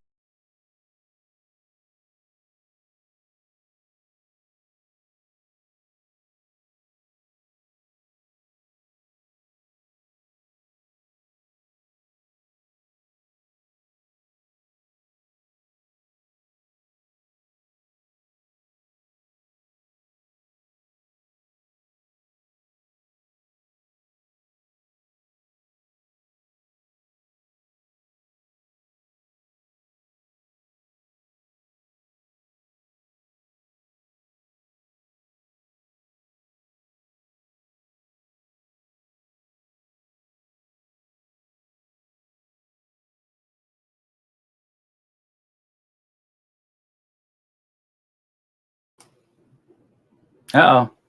I don't know. The internet's going crazy tonight. It's been blinking off and on all night, so I don't know what that was all about. Okay, so anyway, here I'm back now. Suppose you all can see me again. At least I lost you all. I don't know if you lost me, but I lost you. So anyway, I just went out and back in. Pretty sure I'm back on now. All right, so let's continue on here. I'm going to continue on in 5. I'm not sure when you stopped hearing me, but and Yahuwah said to me, Son of man, set your heart and see with your eyes and hear with your ears all that I say to you concerning all the laws of the house of Yahuwah in all its truth. And you shall set your heart to the entrance of the house and all the exits of the set apart place, and shall say to the rebellious, to the house of Israel, thus said the Master Yahuwah, house of Israel, enough of all these abominations of yours, that you brought in sons of a foreigner, uncircumcised in heart and uncircumcised in flesh, to be in my set apart place to profane it. My house, that you brought near my food, the fat and the blood, and you broke the covenant because of all your abominations. And you did not guard the charge of that which is set apart to me, but you have set others to guard the charge of my Kadesh place for you. Thus said the Master Yahuwah, no son of a foreigner, uncircumcised in heart or uncircumcised in flesh, comes into my Kadesh place.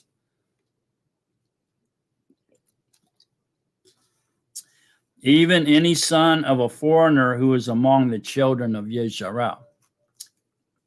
And the Levites who went far from me when Israel went astray, who strayed away from me after their idols, they shall bear their crookedness.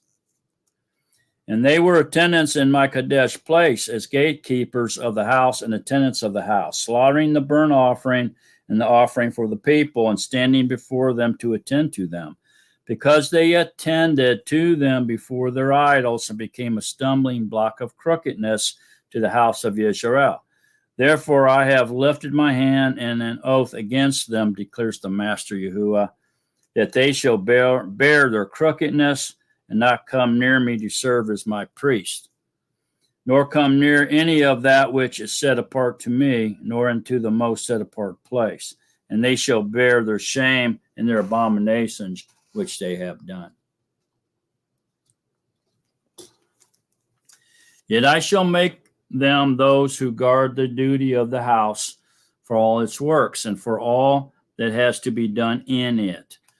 But the priests and the Levites, the sons of Zadok, who guarded the duty of my Kadesh place when the children of Israel went astray from me, they shall draw near to me to serve me and shall stand before me to bring to me the fat and the blood, declares the Master Yahuwah. They shall enter my set apart place, and they shall draw near to my table to serve me. and they shall guard my charge. And it shall be, when they enter the gates of the inner courtyard, that they put on linen garments, and no wool shall come upon them while they attend within the gates of the inner courtyard or within the house. So the linen garments represent our spiritual bodies,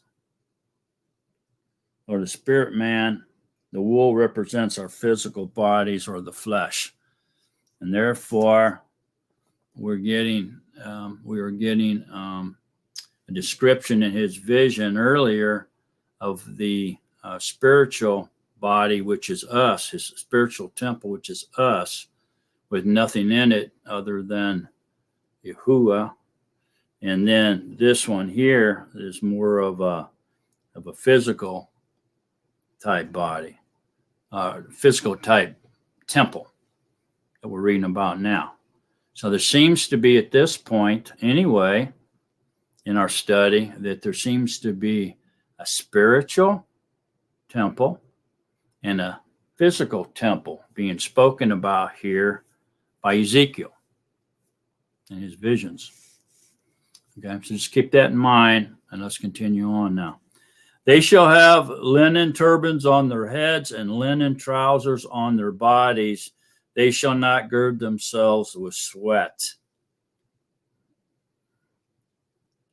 And when they go out to the outer courtyard, to the people, they shall take off their garments in which they have attended, and shall leave them in the set apart rooms, and shall put on other garments.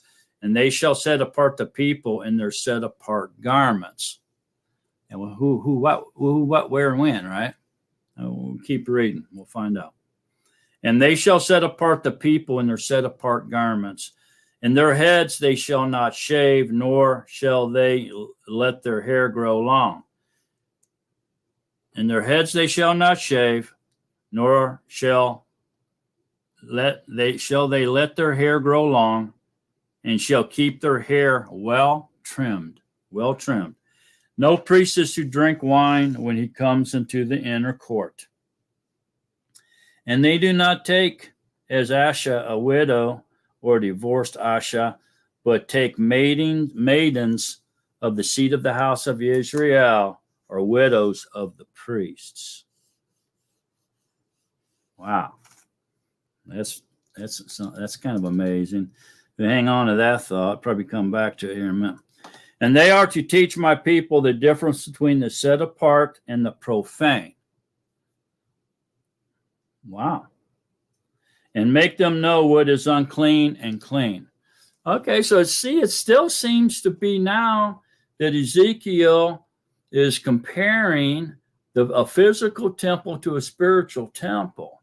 And he's talking about two different temples here suddenly, it seems to be. Okay?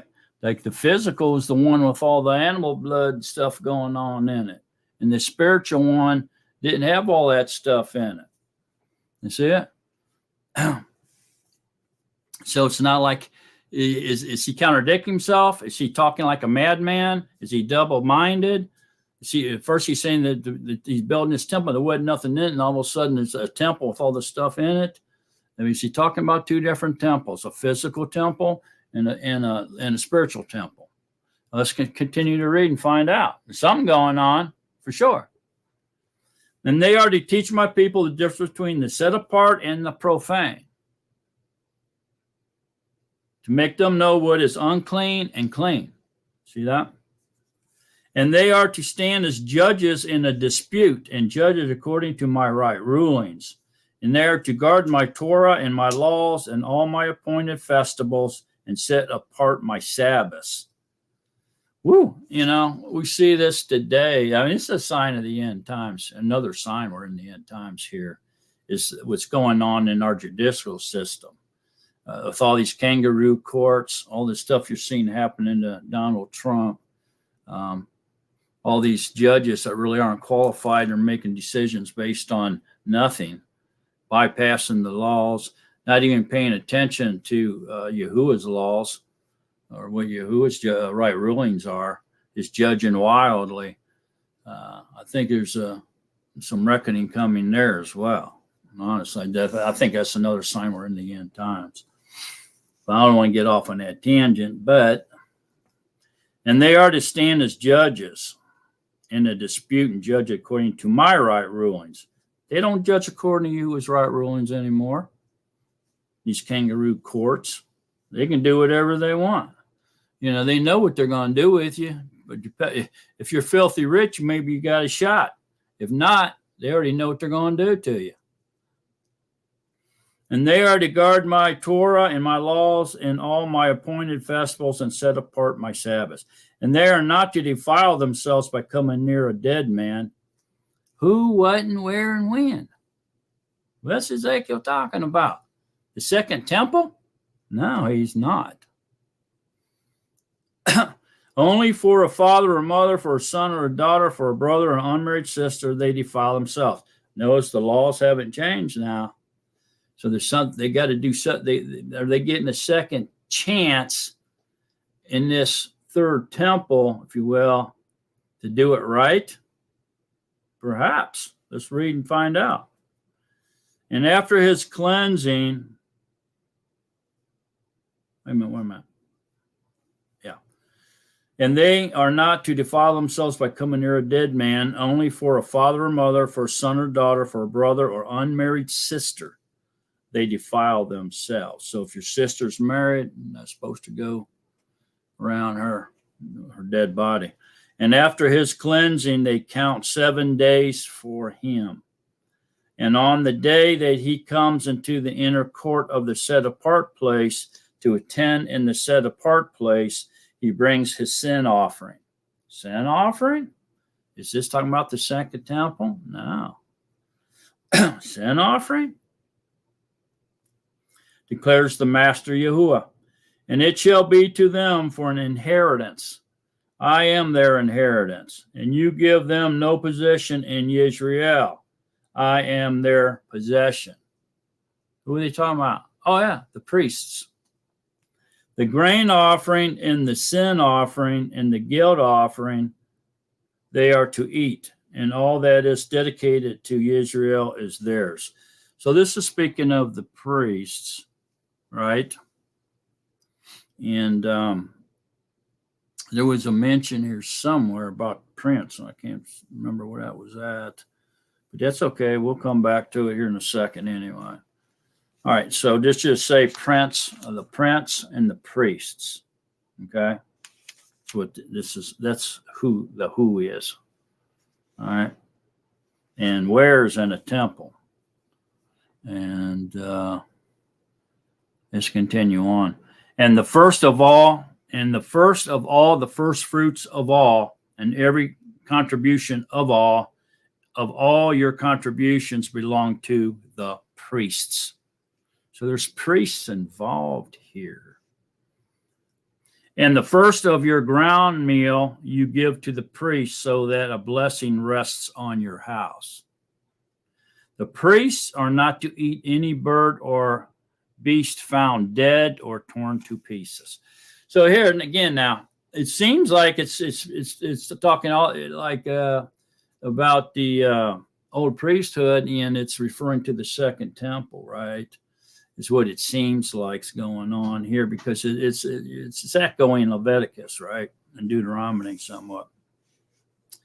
So in order for us to come to some type of reasonable conclusion here, we don't want to jump to conclusions. We don't want to assume. We want to continue to study closely and try to find out what's going on. But we can now see why a lot of people are of the opinion that Ezekiel's vision of Ezekiel's temple is speaking of the second temple. All right, so let's go ahead and read on. We're in 45 now. And when you divide the land by lot into inheritance, offer a contribution to Yahuwah, a set apart portion of the land in length 25,000 cubits long and width 10,000, this being set apart throughout its borders all around.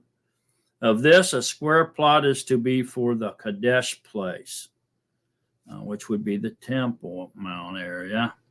500 by 500 with 50 cubits around it for an open space.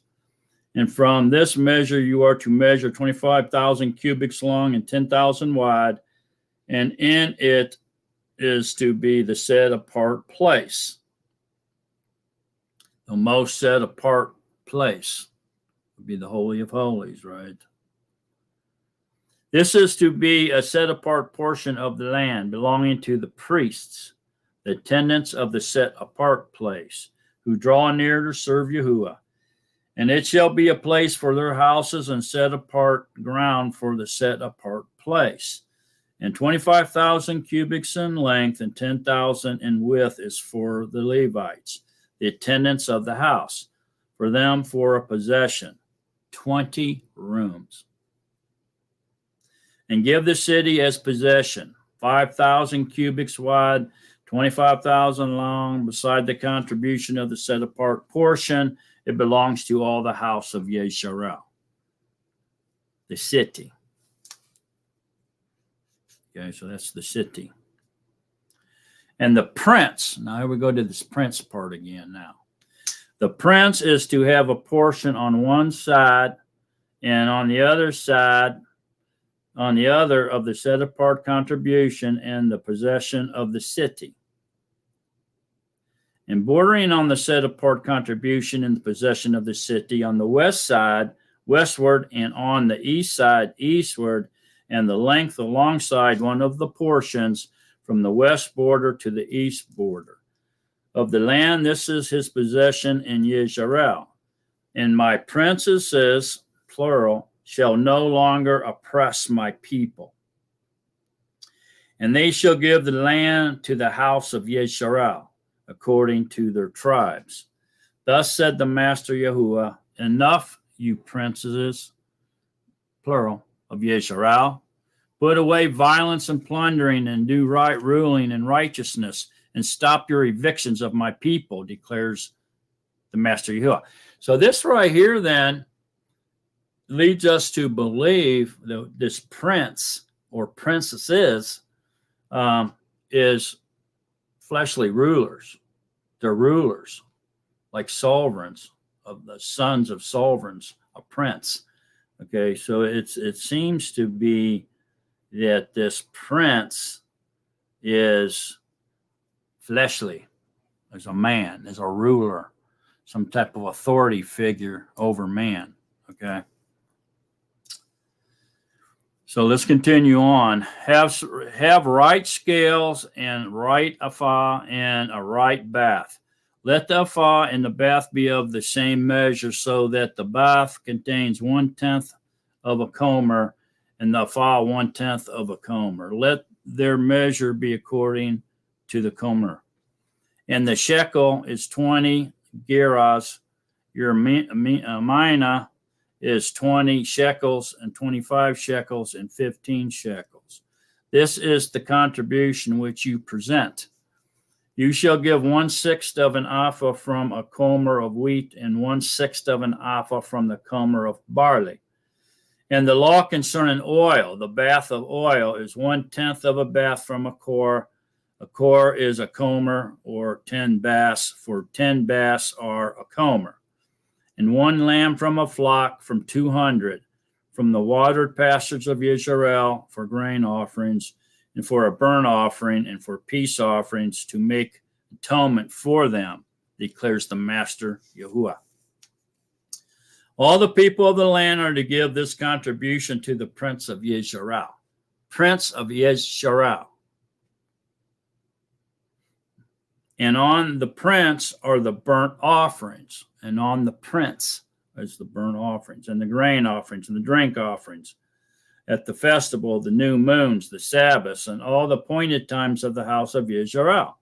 He is to prepare the sin offering, and the grain offering, and the burnt offering, and the peace offerings, to make atonement for the house of Israel.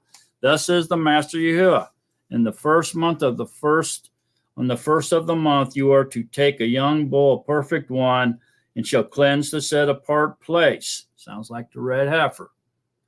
And the priest shall take some of the blood of the sin offering and put it on the doorpost of the house, on the four corners of the ledge of the altar and on the post of the gate of the inner courtyard. And do the same on the 7th of the moon for anyone who makes a mistake or is foolish. And you shall make atonement for the house. Foolish here means disobeying instructions of Yahuwah, the Torah. Anyone who disobeys Yahuwah's instructions is foolish, is a fool. And you shall make atonement for the house. Okay. In the first month, on the 14th day of the month, you have the Passover. A festival of 7 days, unleavened bread is eaten. And on that yom, the prince shall prepare for himself and all the people of the land a bull for a sin offering. And during the 7 days of the festival, he prepares a burnt offering to Yahuwah, 7 bulls and 7 rams, perfect ones, daily for 7 days, and a male goat daily for a sin offering. And he prepares a grain offering of 1 ephah for each bull and 1 ephah for each ram, together with him of oil for each ephah. In the 7th month, on the 15th yom of the month at the festival, he prepares like these 7 yamim as the sin offering and the burnt offering as the grain offering and as the oil. Okay, so at first glance here now, it seems like the prince here is just a man, possibly a ruler of the people, like the sovereign of Israel, or maybe the high priest. Okay, and then others will interpret this as this prince is Yahusha. Okay, so the reason why we're in 46 is going to clear it up for us. But the reason why the people believe this prince to be Yahusha is that Yahusha came during the old priesthood and the old Torah laws, the old priesthood laws and sacrifices, but he never went in there and did any sacrificing. Okay, so this can't be speaking of Yahusha during the Second Temple, where he walked during that era, doing these sacrifices. That this saying that the prince shall prepare these things, will do these things, because Yahusha never did any of that in the temple, Second Temple. There's nowhere in Scripture you can find where Yahusha went in there and did any of that. He went in there and he uplifted the tables of the merchants, right? But he was never doing any sacrificing in there of animals. Okay, so that rules that out. Okay, so this prince then must be a ruler of the people or ruler of Jerusalem that symbolizes maybe is a type or pattern of Yahusha. But even more so, I would say that this was probably this prince may be the high priest, the leader of all the priests, representing Yahusha, no doubt. The reason I'm saying that, because a prince usually wears a crown, right? And the high priest wears a crown. The high priest had a crown and on his turban. So there was a crown within his turban on his head. Okay, so this would point to the high priest as representing a prince. Now we know that Yahusha is a prince of peace. Okay, and we know that Melchizedek is the prince of Salem, and this type of thing. So I think these different labels or titles get people a little bit off track as well. So when they see the word prince, they're automatically applying that or adding to it and Prince of Peace or Prince of Salem being Melchizedek. And we all know that most of us know Melchizedek is Yahusha. Melchizedek had no lineage, no mother, no father. And he brought wine and bread out to Abraham, and Abraham made a offer of 10% of his offering, his first fruits to him. Okay, so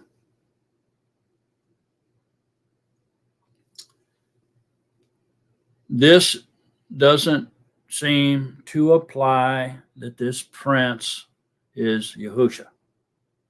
Okay, first of all, Yahusha is King of Kings and Master of Masters, Sovereign of Sovereigns, and Master of Masters. That's above a prince, right? It's above a prince. He's the chief or the head priest, high priest. He's the chief or the head. He's the ruler, king of Israel, the sovereign. That's above a prince, although he is the Prince of Peace. Okay, it does call him that. Okay, so let's do this just for the sake of doing it. Back to this book. Okay, if we look to the page 226, if you have it, down at the very bottom. It says, a mitre also of fine linen. Now, this is that first century historian. Okay, and now he's describing Jerusalem. He's describing the war. He's describing the temple. Now he's describing the uniform of the high priest here. Okay, and he says, a mitre also of fine linen encompassed his head, which was tied by a blue ribbon, about which there was another golden crown. See, there was a golden crown on the high priest's head, which would make him a prince, in which was engraved the sacred name of Elohim. It consists of 4 vows. So there you go. And it goes on and describes the temple, what the temple actually looked like. And this man saw it. He was there. He lived during the first century. Okay, so there you go. That's proof that this man with his own eyes saw the high priest wears a crown when he puts on his uniform. Okay, and it had a band on it with the name of Elohim, which was Yahuwah in Paleo Hebrew, Yod Hey, Yahuwah Hey, and they were 4 vowels. So these people say that there's no vowels in Hebrew is being silly. How can you have a language with no vowels? It don't make any sense. You couldn't pronounce any words if you didn't have any vowels. So that shows that this more than likely was the high priest, because he would be the one wearing the crown, the golden crown. He called a prince. And he was the one responsible for doing all these things. But when? Was it during the Second Temple? No. This wasn't during the Second Temple.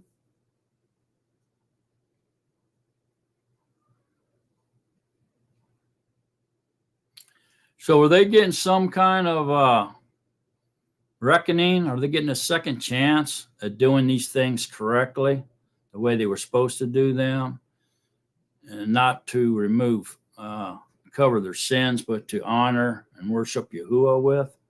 Is this what's going on here? Let's read on. I mean, let me just say this, Ezekiel here now. Let's do a recap, then, because we only got a couple more chapters here. And then I'm going to go into a little bit more confirmation, get some more confirmation in a few other places. But let's do a little bit of a recap at this point now. So in Ezekiel, so far here, we see that Ezekiel is described for us an enormous new temple. Okay.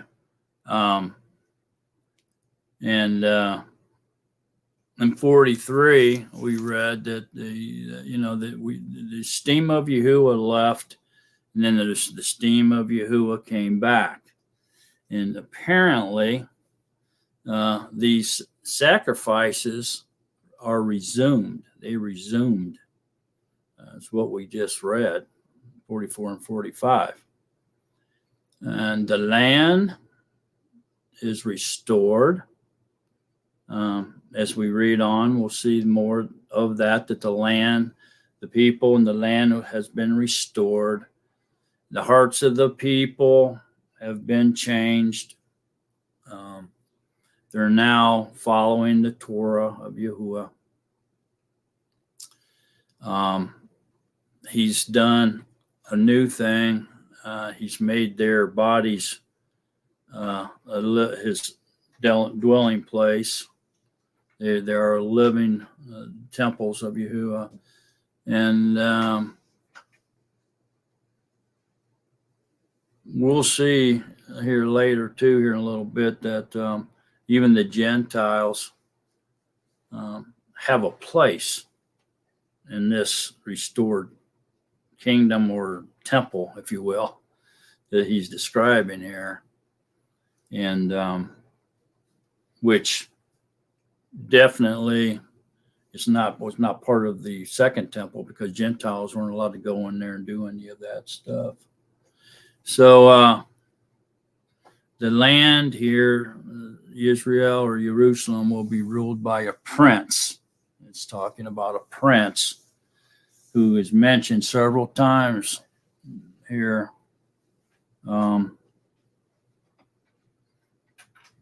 So far, and going to talk about even more here in this next chapter 46. But this prince worships Yahuwah in the threshold of the gateway of the inner part of the temple courtyard that faces east, it said. So every Shabbat, this prince has to bring a burnt offering comprised of 6 male lambs and a ram, all without defect, as was also described in Leviticus. The prince is to enter and exit the temple court through the gate, the portico of the gate. He joins people who gather at the temple for the appointed festivals. When the prince brings a free will offering, the gate facing east is to be opened for him. So the prince that we just read in Ezekiel 46 or 45, and we're going to read it about him in 46, this cannot be the Messiah. So rather, he seems to be the overseer or the ruler, perhaps the sovereign of Jerusalem. Maybe like the serving under the Messiah's authority. So the Messiah seems to be there with the ultimate authority, but this overseer, this prince, serves him. So that's what I'm saying. So it's like he's the high priest. Okay, so we know that this prince is not Yahusha, because he is required to make sin offerings for himself as well as the people. For him, a sin offering for himself. Yahusha has no sin, so it can't be the Messiah. So on that day, the prince is to provide a bull as a sin offering for himself and for all the people of the land. That's Ezekiel 45:22 right there. We read.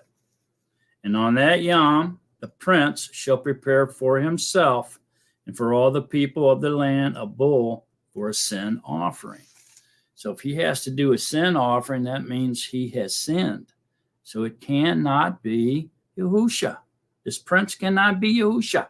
People love to say that this prince is Yahusha, but it's not. He can't be. He wouldn't have to do a sin offering. That's why he never went into the second temple and did any animal slaughterings for sin. He never sinned. He didn't have to.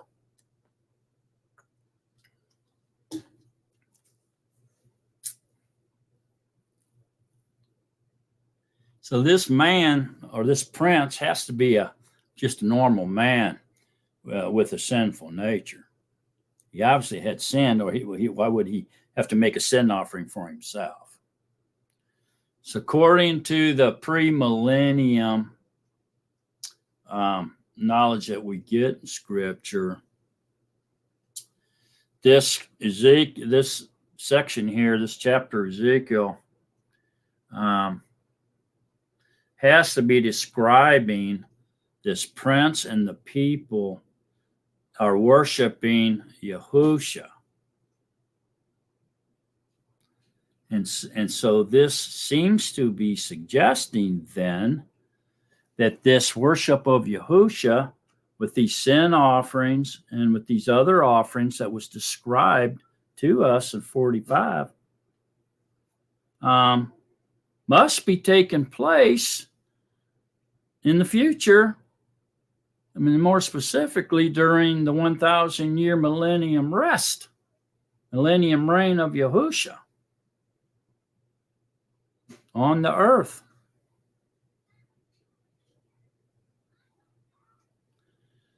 Scripture says Yahusha will be reigning in Jerusalem during the millennium rest. And there will be a temple in the millennium rest. And it may be the massive size of which is the one that Ezekiel outlined for us. Because obviously they're in there doing these sacrifices and worshiping Yahusha. So if the high priest is a prince and Yahusha is there, it has to be during the millennium reign. And they're doing all these rituals, these religious practices, or these sacrifices, I should be calling them, I guess, and offerings to Yahusha. They're doing it to Yahusha as worship. Don't forget, there will be flesh and blood in the millennium reign, which means there will be sin. People will be transgressing in the millennium reign. It's going to be the way it should have always been, but people are still going to transgress. This is proof of it.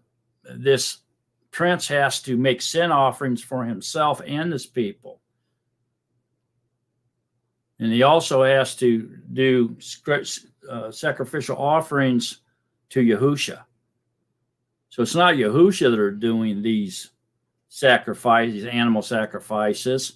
It's the people living in the millennium reign that's going to be doing these sacrifices to Yahusha. Because it's his reign for 1,000 years. He will reign on the earth. And there will be flesh and blood. There will be people procreating. There will be people that are not choosing to follow Yahusha. There'll be a lot of people following him all during this millennium reign. So this seems to be applying that this temple of Ezekiel's is first us, okay, right now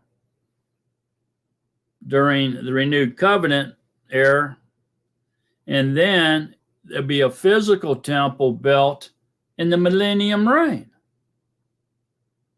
That Yahusha is going to be there, and all the priests and all the people and the prince are going to be worshiping Yahusha by doing slaughterings and sacrifices and offerings on an altar to him in this new large temple in the millennium reign. That's what it seems to be applying here, folks. So no doubt Yahusha will be reigning in Jerusalem. There's going to be no doubt there's going to be a temple, according to Ezekiel, possibly massive size. So this prince here now, mentioned in 45, and we're going to learn just a little bit more about this prince in Ezekiel 46 here now, it appears is the leader of the nation of Israel during this millennium reign. So he will be, or he is, the representative of the nation of Israel, and will bring offerings to Yahusha and provide an example of devout worship to the people. Now, this section of Ezekiel is highly debated, many interpretations, many opinions, but I think we have gotten to the point here that we are in the millennium reign. As we've read through this, we've went beyond Armageddon now. So where are we? Where's all this going on? Well, it has to be during the millennium reign period. It has to be. It's where we're at in the timeline that Ezekiel's laying out here.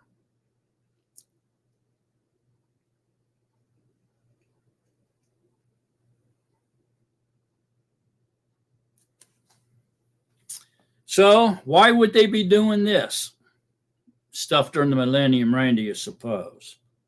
Well, they could be doing this as a memorial, pointing back to what Yahusha did to secure our salvation for us, the redemption plan. So this could be, even leading us on these 7 appointed times will continue during the millennium reign.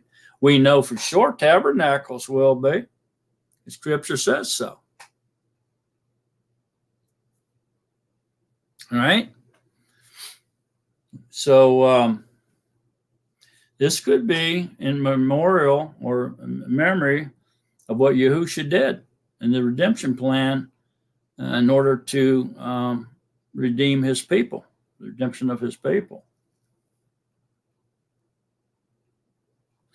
At the time that Ezekiel foreseen this, he was given this prediction, this prophecy here. Okay, it's pretty clear that during this time, Yahusha will be physically present, which means it's going to be during his millennium reign. He will have come back. It will be beyond his second coming now. And he'll be reigning supreme as sovereign of sovereigns and master of masters during the millennium reign. And every knee will bow to him, including the prince, the leader of Israel, the people, whoever that is. So these sacrifices offered by the prince may remind everyone that this supreme master, Yahusha, once died in our place. And so this will be a memorial, a worship, a praise type situation here. But flesh and blood and sin will still be present and possible in this millennium reign, and procreation as well. At the end of it, when Satan's let loose, he's going to go back to Gog and Magog again and amass an army, such a large army that no man can count. And they're going to come against the camp of the Kadesh ones. So that right there tells you sin is going to be relevant, or it's going to be there for them to do that. They will have already decided to go against Yahusha and his leadership.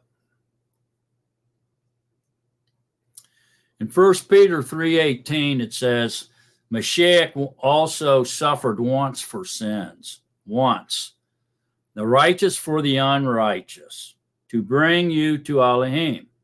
He was put to death in the body, but made alive in the Ruach.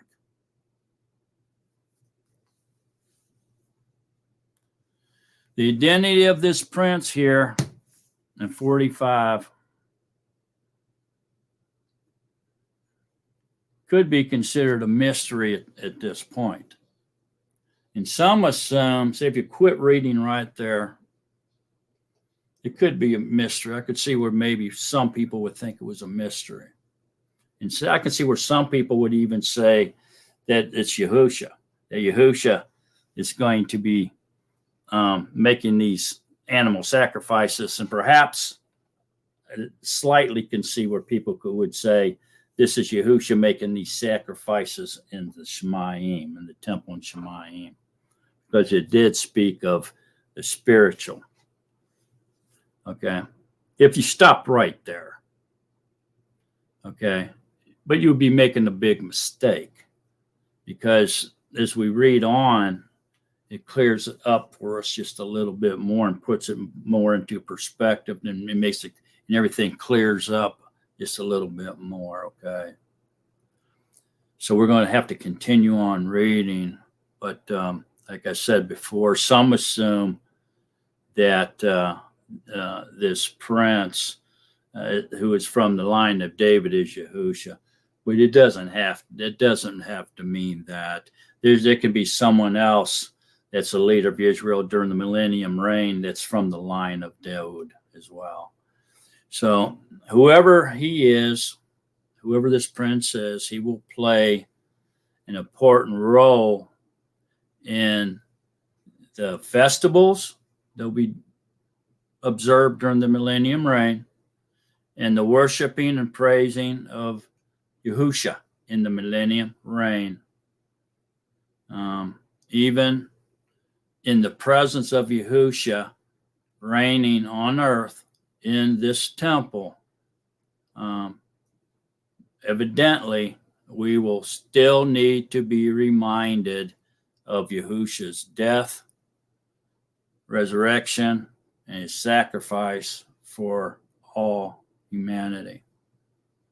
And I believe that is why they are doing this on this new temple, this third temple during the millennium reign. Okay? And it's not Yahusha doing it, he's being worshipped by them doing it. They're worshiping him. It's not him doing it. That's a mistake. Okay, so let's at this point, let's go ahead and continue now with 46 and see if all this, what we had just said, clears up somewhat. All right, so we know there's a first temple. We know there was a second temple, physical second temple and first. We know there's a spiritual temple, third temple, which is us. Okay, it's pretty clear. So now what we're really after is, what is this third temple, or perhaps fourth temple, if you will, in the millennium reign? And what is the third temple, physical, not spiritual? We're the spiritual third temple of Yahuwah, but physical third temple of Yahuwah during the tribulation years. Is there any evidence of that? Okay. And could all these be what's causing all this big ball of confusion for most people? Because they can't identify the different physical temples and the spiritual temple. All right. Getting it all mixed up. Okay, so let's get a look at it, man. Ezekiel 46. I think we all should be up to a certain level right now with this. So now we're just seeking out more truth or more proof or confirmation of this. Okay, so here we go. Ezekiel 46. Thus said the Master Yahuwah, the gate of the inner courtyard facing east is shut the 6 days of work, but on the Shabbat it is opened. And on the Yom of the new moon it is opened. Now remember, I'm suggesting that we're in the millennium reign now. And this temple exists in the millennium reign.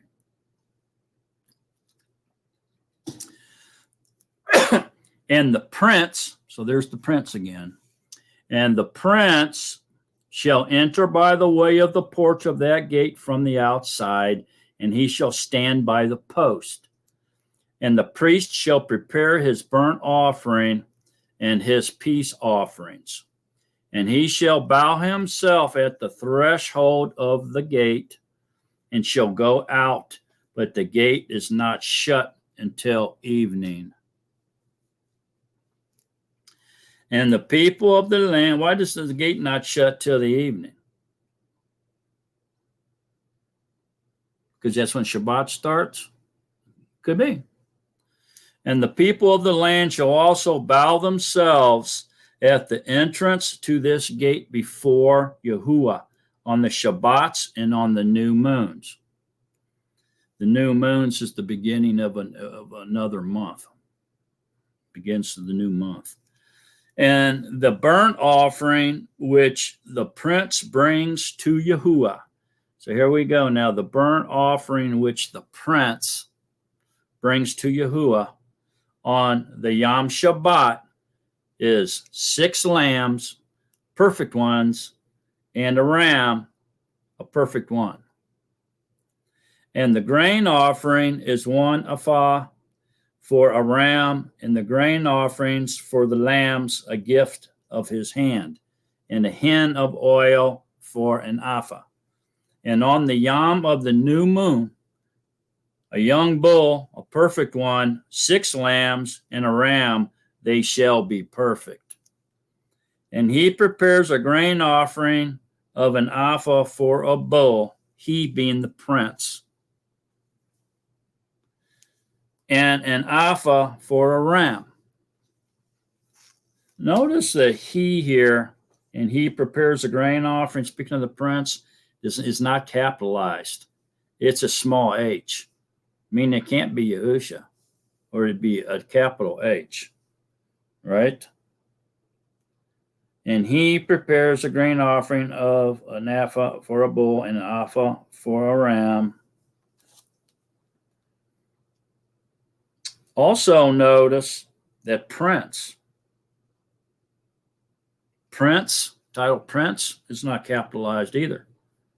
It's all small p. It's not a capital P.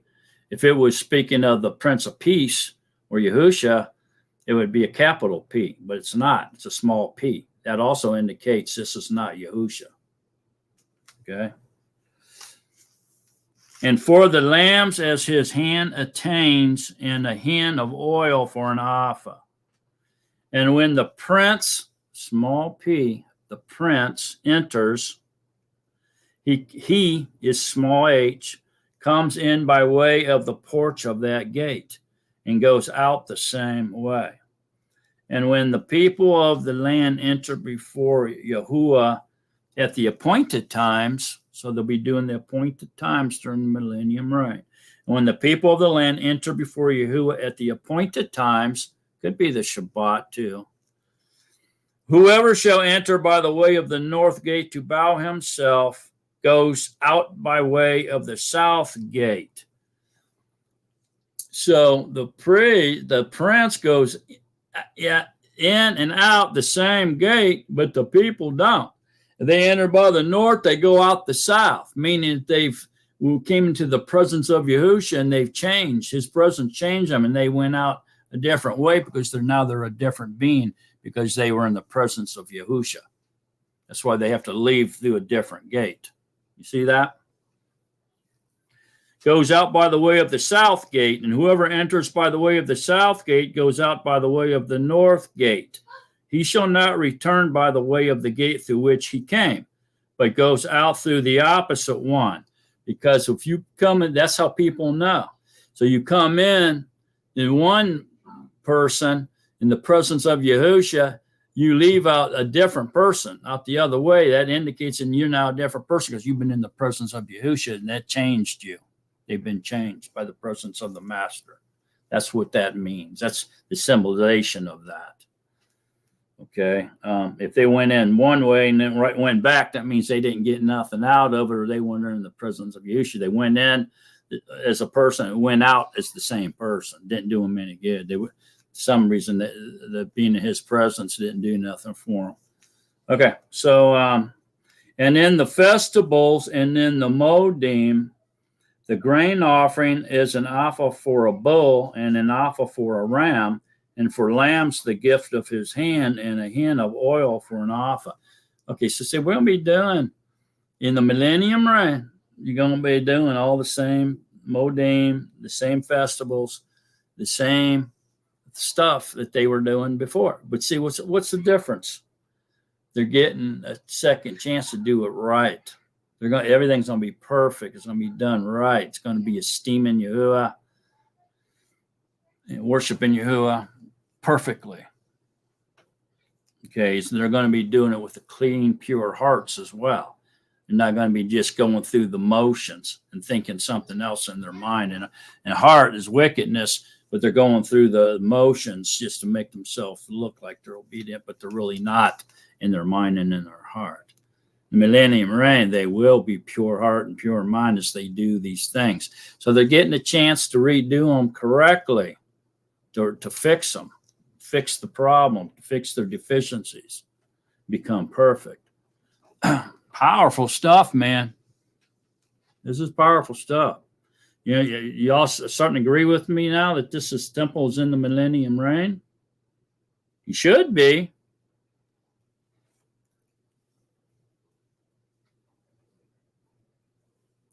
And in the festivals and in the modim, the grain offering is an alpha for a bull and an alpha for a ram, and for lambs, the gift of his hand and the hin of oil for an alpha. And when the prince, there's the prince again with the little small cap P, makes a spontaneous burnt offering. That means he's going up and beyond the call of duty to worship Yahusha. Okay. He makes a spontaneous burnt offering or spontaneous peace offerings to Yahuwah. The gate facing east shall be open for him, and he shall prepare his burnt offering and his peace offering as he did on the Yom Shabbat. And he shall go out, and after he goes out, the gate shall be shut. Remember, the prince goes in and out the same gate. And make a daily burnt offering to Yahuwah of a lamb, a year old, a perfect one, preparing it morning by morning, and prepare a grain offering with it morning by morning, a sixth of an alpha and a third of a hin of oil to moisten the fine flour, a grain offering to Yahuwah. Continual, everlasting laws. Uh-oh. We may be doing this for eternity, folks. This is what I just got out of that. We're in the millennium reign here, but listen, man, it says a hin of oil to moisten the fine flour, a grain offering to Yahuwah, continual, everlasting laws. Woo! Everlasting means everlasting, no end. We may be doing this for eternity. And prepare the lamb and the grain offering and the oil, morning by morning, a continual burnt offering.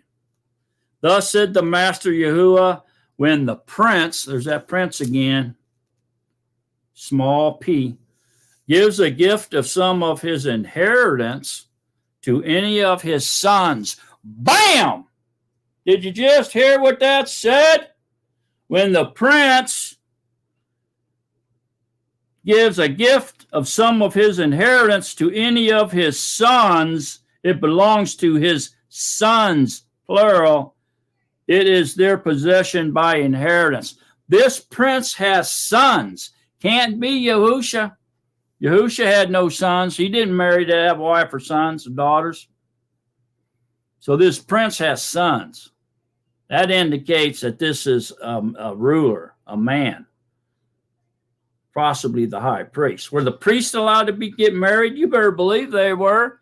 The priests all had sons. How about that? The 7 sons of the high priest who tried to run out the demons in the name of Yahushua Mashiach, and he didn't have them. He wasn't empowered by the Ruach, so he said, "Yahushua I know, Paul I know, but who are you?" And they lit into him.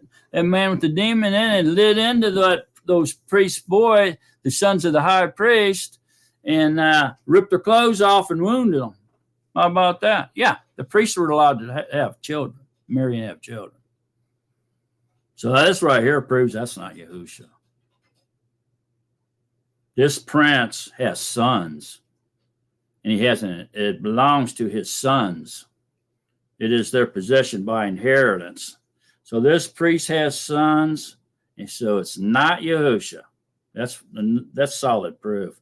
And when he gives a gift of some of his inheritance to one of his servants, then it shall be his till the year of release. So it'll still be a year of release. Then it shall return to the prince. Go back to the prince, which is a small p. That right there indicates it's not Yahusha. Only the inheritance of his sons is theirs. So the sons get to keep it. His sons, his fleshly sons get to keep their inheritance. It doesn't go back to him on the day of release. It doesn't go back to the prince, their father. It goes back. They keep it. See that? So that's absolutely means that those are his fleshly sons, his natural sons. Don't forget, there's going to be procreation during the millennium reign. Flesh and blood will be there, and sin will be there too. That's why that prince has to make a sin offering for himself and for the people. That's proof that sin will be in the millennium reign. After the 1,000 years, sin will be judged, and that'll be it. Then sin will be gone in the eternal reign. There won't be flesh and blood cannot inherit everlasting life, so it won't be in the eternal reign. Neither will sin. It'll be gone. It'll be judged and gone too, and so will death. It'll be gone too. Can people die in the millennium reign? You better believe it. Yes, they will. They're still going to be born and die during the millennium reign, although lifespan's going to increase greatly, up to 700, 800, 900 years old, like it used to be back when Adam first fell. And here we go again. And the prince does not take any of the people's inheritance by evicting them from their possession. He is to give his sons their inheritance from his own possession, so that none of my people are separated from his possession. So there you go. That right there, box it in, man. That prince and his sons are a family of their own. Anything outside of them don't apply. So that's proof that these sons doesn't mean Yahuwah's sons of light, that we're all his sons. It doesn't mean that at all. It's boxing it into a family unit right there. So you can't say that. And he brought me through the entrance, which was at the side of the gate, into the set-apart rooms of the priest facing north. And look, there was a place at the extreme rear toward the west. And he said to me, this is the place where the priest cooked the guilt offering and the sin offering, and they baked the grain offering so as to bring them out into the outer courtyard to set the people apart. See there? It's going on, man, through the millennium reign, but perfectly, the way it was meant to be, with a pure heart, pure mind, and total perfect worship to Yahuwah. Powerful stuff, isn't it? And he brought me through the entrance, which was at the side of the gate, into the set-apart rooms of the priest facing north. And look, there was a place at the extreme rear toward the west. And he said to me, this is the place where the priest cooked the guilt offering, the sin offering, where they baked the grain offering so as not to bring them out to the outer courtroom to set the people apart. See, that's proof, man. A guilt offering, sin offering. The prince has to make his sin offering for himself and the people. See that? This prince is not Yahusha, man. He's one of the people. He's the head of the people. He's the head of Israel. He's the prince over the people, but he is under the King of Kings and Master of Masters. He serves Yahusha in the temple. High priest is what I would say he is. And he brought me out into the outer courtyard and made me pass along to the four corners of the courtyard. And look, in every corner of the courtyard was another courtyard. In the four corners of the courtyard were courtyards covered over, 40 cubits long and 30 wide. These four corners have in one measure, and a row of building stones all around in them, all around the four of them, and places for fire were made under the rows, all around. And he said to me, these are the kitchens where the attendants of the house cook the slaughterings of the people. Wow. So, no doubt in my mind, this is the millennium reign. This is what's happening in the millennium reign. This isn't the second temple. This isn't the third temple in the latter days. This isn't the temple up in the Shemayim, spiritual temple. This isn't the spiritual temple, which is us, the dwelling of the Ruach in us. This is the physical temple that will be present during the millennium reign of Yahusha. And he will be living in this millennium temple. And Yahusha is not doing these sacrifices. The people are doing them in worship of him, doing them to him. Wow.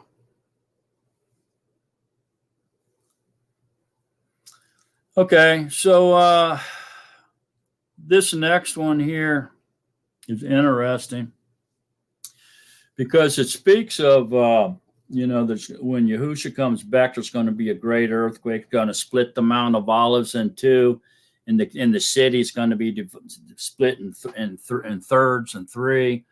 And this water is going to gush up, come up out of the earth, and it's going to run all the way down out of Jerusalem down into the Dead Sea, and it's going to flush out the river and the Dead Sea, and life's going to spring up. It's going to be life-giving waters flowing from Jerusalem. It's going to clean out the Dead Sea because it's going to create an exit. The exit out of the Dead Sea will go on down and empty out into the sea, and so there'll be an outlet. Right now, it's the reason it's a Dead Sea because there's no outlet. But it's going to be an outlet, and the water's going to flow, clean it all up, except for the marshland, the backflow. It's going to stay salty water. But other than that, it's going to be all fresh water. It's going to be fish, and the people are going to be fishing in the millennium reign. We're going to be fishing out of that, catching fish and eating them and stuff like that. We're going to be fishermen, fishing out of the living waters. Okay, all through this is what chapter 47 leads us into. Still the millennium reign, all the way through the end at this point. And he turned me back to the door of the house, and look, water was flowing from under the threshold of the house toward the east, for the house faced east. And the water was flowing from under the right side of the house from the south of the altar. That's about where the Gihon Springs is right there. And he led me out by way of the north gate and took me round on the outside of the outer gate facing east. And look, water trickling out of the right side as the man went out to the east with the line of his hand. He measured 1,000 cubits, and he made me pass over into the water to the ankles. And he measured 1,000 and made me pass over into water to the knees. And he measured 1,000 and made me pass over water to the loins. And he measured 1,000, a stream that I was unable to pass over, for the water had risen, water to swim. A stream is not passed over, a stream that is not passed over. And he said to me, Son of man, have you seen this? And he led me and brought me back to the bank of the stream. When I returned then, look, along the bank of the stream were very many trees on one side of the other. And he said to me, these mayim are flowing toward the eastern country and go down into the Arabah and enter the sea. being made to flow into the sea, and the mayhem, or waters shall be healed. It's going to clean the Dead Sea up and heal it. This is really interesting, isn't it? It's so spiritual, isn't it? So the mayhem, the ruach, as we see the Ruach HaKodesh enter into the sea, being people, the nations, being made to flow into the sea and out into the nations, to the people, and the mayhem shall be healed, and the waters, the people, humanity, we be healed by the living waters, the Ruach HaKodesh. It's very, very spiritual right here in the millennium reign. And it shall be that every swarming creature, wherever the stream goes, shall live. See that? Wow, man. Boy, is that spiritual. Woo! Gives me the goosebumps. And there shall be very many fish, and these mayhem shall go there, and they are healed. So be many fish. And wherever the stream flows, all shall live. Wherever the Ruach goes, all shall live. Powerful stuff, man. Very spiritual, isn't it? And it shall be that fishermen stand along it from En Gedi to En Eglaim, being places for spreading their nets. Their fish is to be part of the same kind as the fish of the great sea, very many. Its swamps and marshes shall not be healed. They shall be given over to salt. And by the bank of the stream on both sides grow all kinds of trees used for food. Those leaves do not wither and fruit do not fail. They bear fruit every month, because their water flows from the Kadesh place, and their fruit shall be for food, and their leaves for healing. Thus said the Master Yahuwah. This is the border by which you inherit the land, according to the 12 tribes of Israel, 2 portions for Joseph. Wow, man, this sounds a whole lot like the description of eternal reign in Revelations, doesn't it? It really does. And you shall inherit it, each one on the same as his brother. For I lifted my hand in an oath to give it to your fathers, and this land shall fall to you as your inheritance. And this is the border of the land on the north from the great sea, the way of Kethlon, as one goes to Zedad, Hamath, Beruthoth, Sabrarium, which is between the border of Damascus and the border of Hamath, Katsar, Hadikon, which is on the border of Karan. And the border shall be from the sea to Katsar Enan. The border of Damascus on the north toward the north is the border of Hamath. This is the north side. And the east side is from between Karan and Damascus and Gilead, and the land of Yezreel, the Yarden, from the border to the eastern side of the sea you are to measure.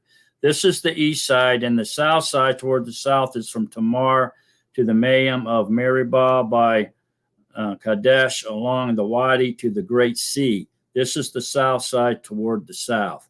And the west side is the great sea from the border to the point opposite Hamath. This is the west side, and you shall divide this land among yourselves according to the tribes of Yesharel. And it shall be that you divide it by lot as inheritance for yourselves and for the strangers who sojourn in your midst and who bear children among you. Well, bear children among you, so this has to still be talking about the millennium reign now. There will be procreation in the millennium reign. And they shall be to you as native born among the children of Yezreel. With you they have an inheritance in the midst of the tribes of Yezreel.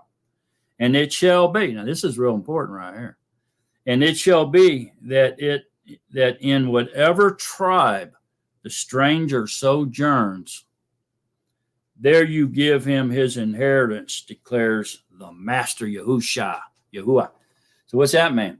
That means if you're not a lost sheep, if you're not Ephraim, if you're a Gentile that has engrafted in, has been chosen by Yahuwah to engraft into Israel, that means wherever you sojourn, whatever tribe you hang out with or you settle in that portion of that tribe, you become that tribe. That's going to be your tribe. You become a member of that tribe.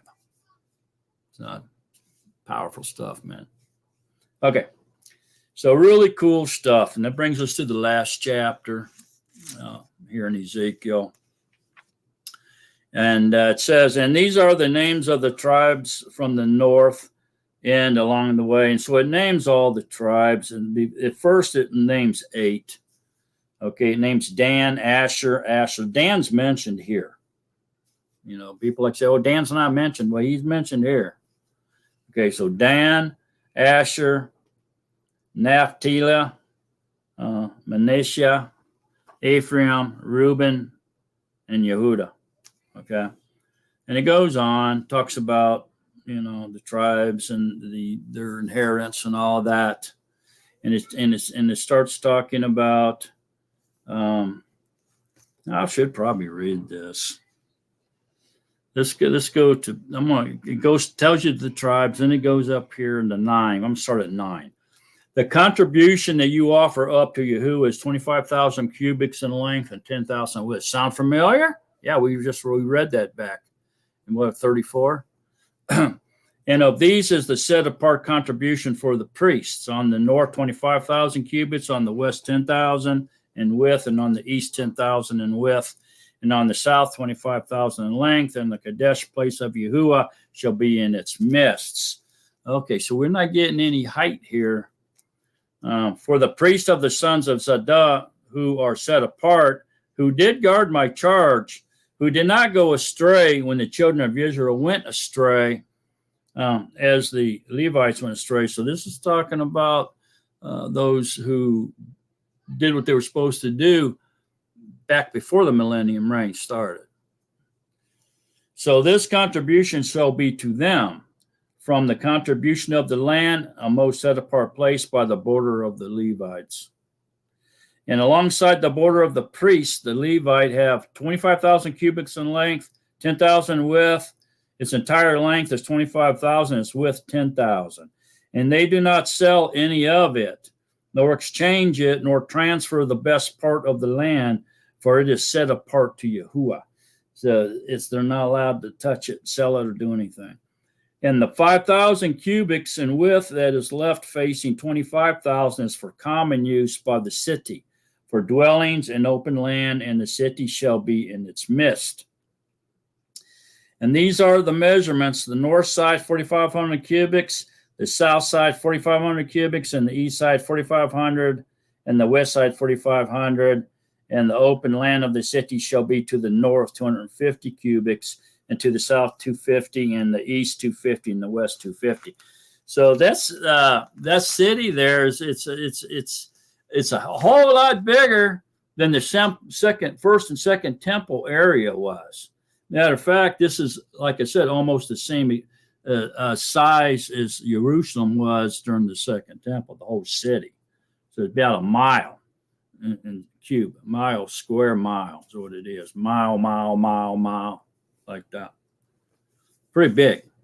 A lot bigger than the first and second temple was, for sure. And the rest of the length, so it can't be the second temple. It's way too big. Can't be the first or the second. It's way too big. A lot bigger than they were. So it can't be talking about the second temple.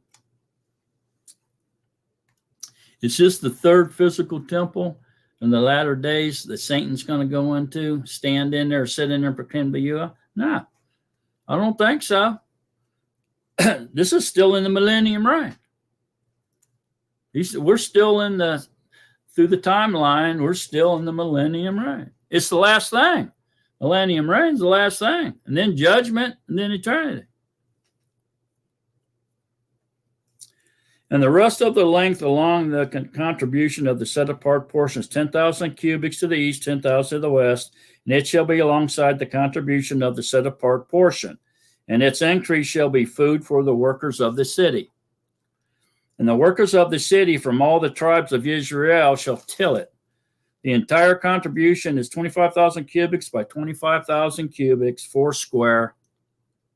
You are to offer up the set apart contribution with the possession of the city. And the rest is for the prince. There's that prince again. It's a small p. And the rest is for the prince on one side, and on the other of the set apart contribution in the possession of the city, facing the 25,000 cubits on the set apart contribution as far as the eastern border, and westward facing the 25,000 as far as the western border, alongside the portions of the prince. There's that prince again. And the set apart contribution and the set apart place of the house shall be in its midst. So the possession of the Levites and the possession of the city are in the midst of what belongs to the prince.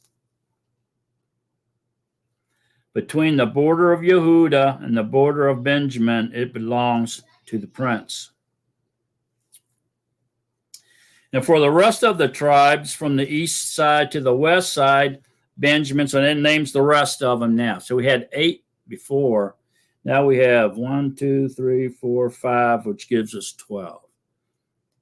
Okay, so it's Benjamin, Simon, Issachar, Zebulun, and Gad.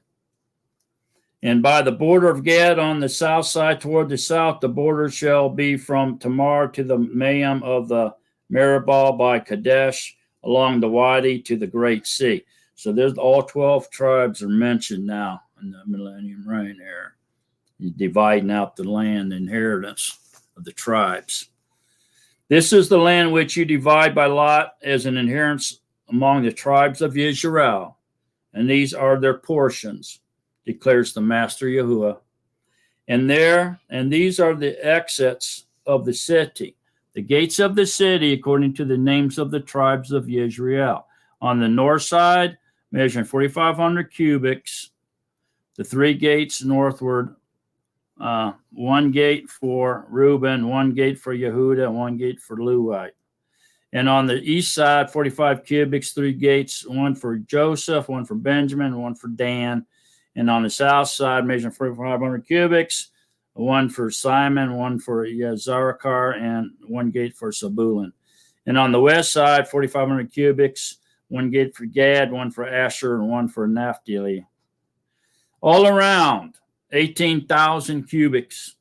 And the name of the city from that day is Yahuwah is there.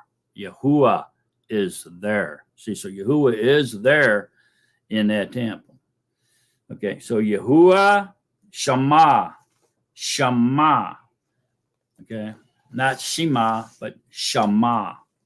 Not Shema, but Shema. Yahuwah, Shema. Yahuwah is there. Okay, so there we go, man. Let's look at some confirmation now on all this. We can find anything somewhere else. Okay, look at Zechariah 14, 16 through 21. It says, and it shall be that all who are left from all the nations which came up against Jerusalem. Okay, remember Armageddon? Okay, we're talking about the ones that were left over that didn't die during Armageddon. And it shall be that all who are left from all the nations which came up against Jerusalem shall go up from year to year to bow themselves to the sovereign Yahuwah Sabaoth, and to observe the festival of Sukkoth. Wow. And it shall be that if any one of the clans of the Eretz does not come up to Jerusalem to bow himself to the sovereign Yahuwah Sabaoth, on them there is to be no rain. And if the clan of Mitzrayim does not come up and enter in, then there is no rain. Why is it saying the clan of Mitzrayim? Because the promised land goes all the way over to the Nile River. Then all the way over to the great river Euphrates, remember? So there's the clan of the Israelites in Mitzrayim. It's part of the promised land, goes into Mitzrayim. On them is the plague with which Yahuwah plagues the nations who do not come up to observe the festival of Succoth. This is the punishment of Mitzrayim and the punishment of all the nations that do not come up to observe the festival of Succoth. In that Yom, Kadesh El Yahuwah, or set apart to Yahuwah, shall be engraved on the bells of the horses, and the pots in the house of Yahuwah shall be like the bowls before the altar. And every pot in Jerusalem and in Yehudah shall be set apart to Yahuwah Sabaoth. And all those who slaughter shall come, all those who slaughter. See, there's that suggestion of slaughtering again. And all those who slaughter shall come and take them and cook in them, and there shall no longer be a Canaanite in the house of Yahuwah Sabaoth in that Yom. So there you go, man. I mean, wow, right? Okay, let's get a look over here. Okay, so, back here in Ezekiel, we read that that Yahuwah would made the third temple for himself, which was us. Remember that? And I'll read it again. It's on 11:19. And I shall give them one heart and put a new ruach within you, and I shall take the stony heart out of their flesh and give them a heart of flesh, so that they walk in my laws and guard my right rulings and shall do them, and they shall be my people, and I shall be their Elohim. Remember that? Okay, so this is the prophecy of the third temple being us. Okay, so then, and we go to John 2:18 says, through 22 says, and the Yehudim answered and said to him, what sign do you show to us, since you are doing these things? And Yahusha answered and said to them, destroy this dwelling place, and in 3 days I shall raise it. Then the Yehudim said, it took 46 years to build this dwelling place, and you are going to raise it in 3 days? But he spoke about the dwelling place of his body, his temple. So when he was raised from the dead, his Talmudim remember that he said this to them, and they believed the scripture and the word which Yahusha had said. And he was talking about his temple, his body. Okay, that he would raise it in 3 days. Okay, so this is referencing also over to his spiritual body, which is us. Okay, and so in other words, his dwelling place is going to be us, not the temple that was torn down. All right, so interesting. So he's calling his body his temple. When he said that, in other words, if you kill me, you kill this body, I'll raise it back up in 3 days. That's what he's saying. But they didn't understand that until he was resurrected after 3 days and 3 nights. And then the lights came on and they remembered what he said. And they said, oh, wow. He was prophesying to us that he was going to raise his body back up in 3 days, not the physical temple. All right. So let's look real quick here at 1 Corinthians 6. 1 Corinthians 6:19 and 20 says, or do you not know that your body is the temple of the Ruach HaKodesh who is in you, which you have from Yahuwah, and you are not your own? For you were bought with a price. Therefore esteem Yahuwah in your body and in your Ruach, which are of Yahuwah. So this is proof that, there's more on that. That's proof that our bodies, once we go into our water immersion and we put off the old man, you put off your flesh, the old man's dead. You've died in Mashiach. You're in the true pattern of Mashiach. Okay. Now when you rise back up, you're a new creature, a spiritual son, right? Spiritual person. But in our reality, in this carbon copied world that we live in, we're still in these fleshly bodies. So we can plainly see that we're flesh, And so, but what has transformed in the spiritual realm is that these bodies are no longer ours. They are Yahuwah's temple, and so we don't desecrate Yahuwah's temple. We take care of His temple, keep it clean, keep and respect the temple, keep it clean, stay obedient. Offer our reasonable sacrifices and offerings to Him with the bowls of our lips, praises and worship to Him, things like this, and He indwells us.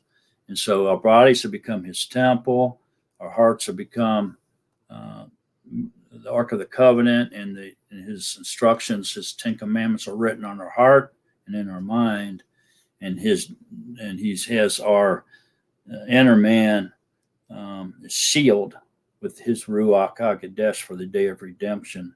And He lives in us and teaches us and leads us down the right path. Keeps us humble, keeps us obedient and loyal to Him. Yeah, okay, so that's evidence there that the body is the temple. So spiritually speaking now, the third temple is us. We are the third temple. We're the temple built with living stones, not made by hands. So Yahushua is assembling His dwelling place for eternity through His chosen people, through Yezharel, His bride. It's where He's going to live for eternity.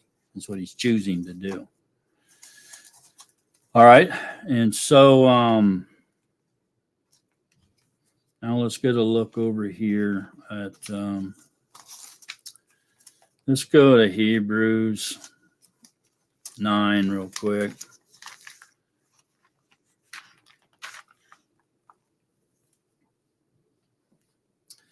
Okay, so Hebrews 9, 11 says, but Mashiach, having become a high priest in the coming good things, through the great and more perfect tent not made with hands, which is us, that is, not of this creation, entered into the most set apart place. So, this is not made with hands. That is, this is talking about the temple and the Shemayim, the original. Everything on earth is a duplicate and made exactly like what was shown to Moses on the mountain, the original in the Shemayim, okay? That is not of this creation, entered into the most set apart place once for all in the Shemayim. Once for all. It's a one-time permanent sacrifice. Not with the blood of goats and calves, but with His own blood, having obtained everlasting redemption. For if the blood of bulls, the everlasting redemption. For if the blood of bulls and goats and the ashes of the heifer sprinkled and the defiled sets apart for the cleaning of the flesh, how much more shall the blood of the Mashiach, who through the everlasting Ruach offered Himself unblemished to Yahuwah, cleanse your conscience from dead works to serve the living Yahuwah. So there you go, man. It's a one-time permanent thing He did. So He's not going to be in the millennium reign performing those sacrifices. The princes and the priests are going to be doing it. But the temple, there will be a temple there in the millennium reign. That's what Ezekiel saw. That was his vision. He was seeing the millennium reign. He saw everything leading up to it. Don't forget, he lived during the Babylonian captivity along with Jeremiah and Daniel. All right, so look at 10 real quick, 16, Hebrews 10, 16. If you get a chance, read Hebrews 8, 9, and 10. After this study we've done, it should help you tremendously understand 8, 9, and 10. But let's look at 16 real quick. This is the covenant that I shall make with them after those days, saying Yahuwah, given my laws into their hearts and in their minds I shall write them, and their sins and their lawlessness I shall remember no more. Now where there is forgiveness of these, there is no longer a slaughter offering for sin. See that? So, brothers, having boldness to enter into the set apart place by the blood of Yahusha. So you have the blood of Yahusha. You believe in the power of the blood of Yahusha to wash away your sins. Then blot out your sins. See, then there's no longer a slaughter offering for sin for you. So you've been cleansed with the belief in the power of the blood of the Lamb of Yahuwah. Okay, and you have the Ruach HaKodesh dwell in you. You're going to be the bride. Okay, you're not going to be flesh and blood procreating and serving, maybe being a priest and serving in the temple and all that in the millennium reign. You're going to be Yahuwah's body. You're going to be Yahusha's body, man. You're going to be sitting on the throne with Yahusha. You're going to be his body. You're going to have your immortal body. You're going to be immortal at that point if you're the bride. At the first resurrection group's going to already have their immortality going into the millennium reign. The rest of them will not. The ones that are still flesh and blood and procreating and serving and doing everything they're supposed to do and doing it precisely, correctly, with pure hearts and stuff. Yeah, those are going to be flesh and blood people. They're going to die too. And seeing they're going to be doing what everybody should have been doing all along, and worshiping Yahusha in his temple. Okay, but the bride's already going to have immortality. We're going to be with our husband. Okay. So laws into their hearts and the minds, I shall write them. The sins in their losses I remember no more. Now where there's forgiveness of sin, there's no longer slaughter of sin, for sin. So brothers, having boldness to enter into the set apart place by the blood of Yahusha, by a new and living way which he instituted for us through the veil that is his flesh. And having a high priest over the house of Yahuwah, let us draw near with a true heart and completeness of belief, having our hearts sprinkled from a wicked conscience and our bodies washed with clean water. There you go. So hopefully you get to see that now. All right. So where are we at? All right. So we should be able to determine there was a first temple, physical first temple that was destroyed. There was a physical second temple which was destroyed. There's a third spiritual temple, which is us, the ones that have been cleansed with the blood of the Lamb. Okay, I put off the flesh in our water immersion. Our bodies become the temple of Yahuwah. We're the third temple of Yahuwah now, living with him in his temple, these fleshly bodies, living with him in these temples. He is us sealed for the day of redemption. For when he comes back and reveals us, the sons of light will be revealed and given their immortal bodies. Okay? So, and then we know that there's a original temple in the Shemayim that was showed to Moses, and he was to make the tabernacle exactly as he saw the original when he was shown it in the Shemayim by Yahuwah, in which he did.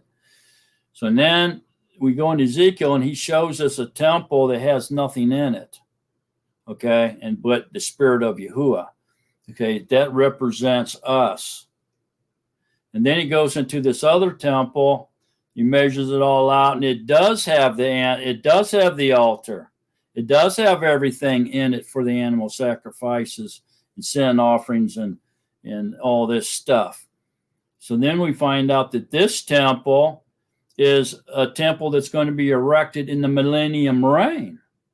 And it's going to be a prince or a high priest, if you will. But it's not being called a high priest because Yahushua is going to be our high priest in the order of Melchizedek, right? The Prince of Salem. But he calls him prince, not high priest now. In the millennium reign, he's going to be called the prince, not the high priest. Okay, because Yahushua is. And this prince and the priests and the Levites and all the people are going to be bringing offerings, sin offerings and burnt offerings and all these other offerings into the temple and sacrificing them in worshiping to Yahusha as worship. And so we have that temple in the millennium reign, the reign of Yahusha for 1,000 years. Okay. And so I think we've got them all, figured out now to where it all makes a little bit more sense. And we've learned that this cannot be Yahusha doing these sacrifices. He's the one sitting on the throne being worshiped. Okay. He did his sacrifice once for all, permanently. Okay. And all those that have been washed in his blood and received the Ruach HaKodesh and was engrafted into Israel is his body. They're immortal with him in the millennium reign. They have immortality with him in the millennium reign, Okay. The rest of the people will be flesh and blood. The sin will be there. Temptation will be there. The procreation will be there. The prince has sons that shares in his inheritance. It'll all be allotted out like it was meant to be at the beginning. Everything will be perfect under the reign of Yahusha.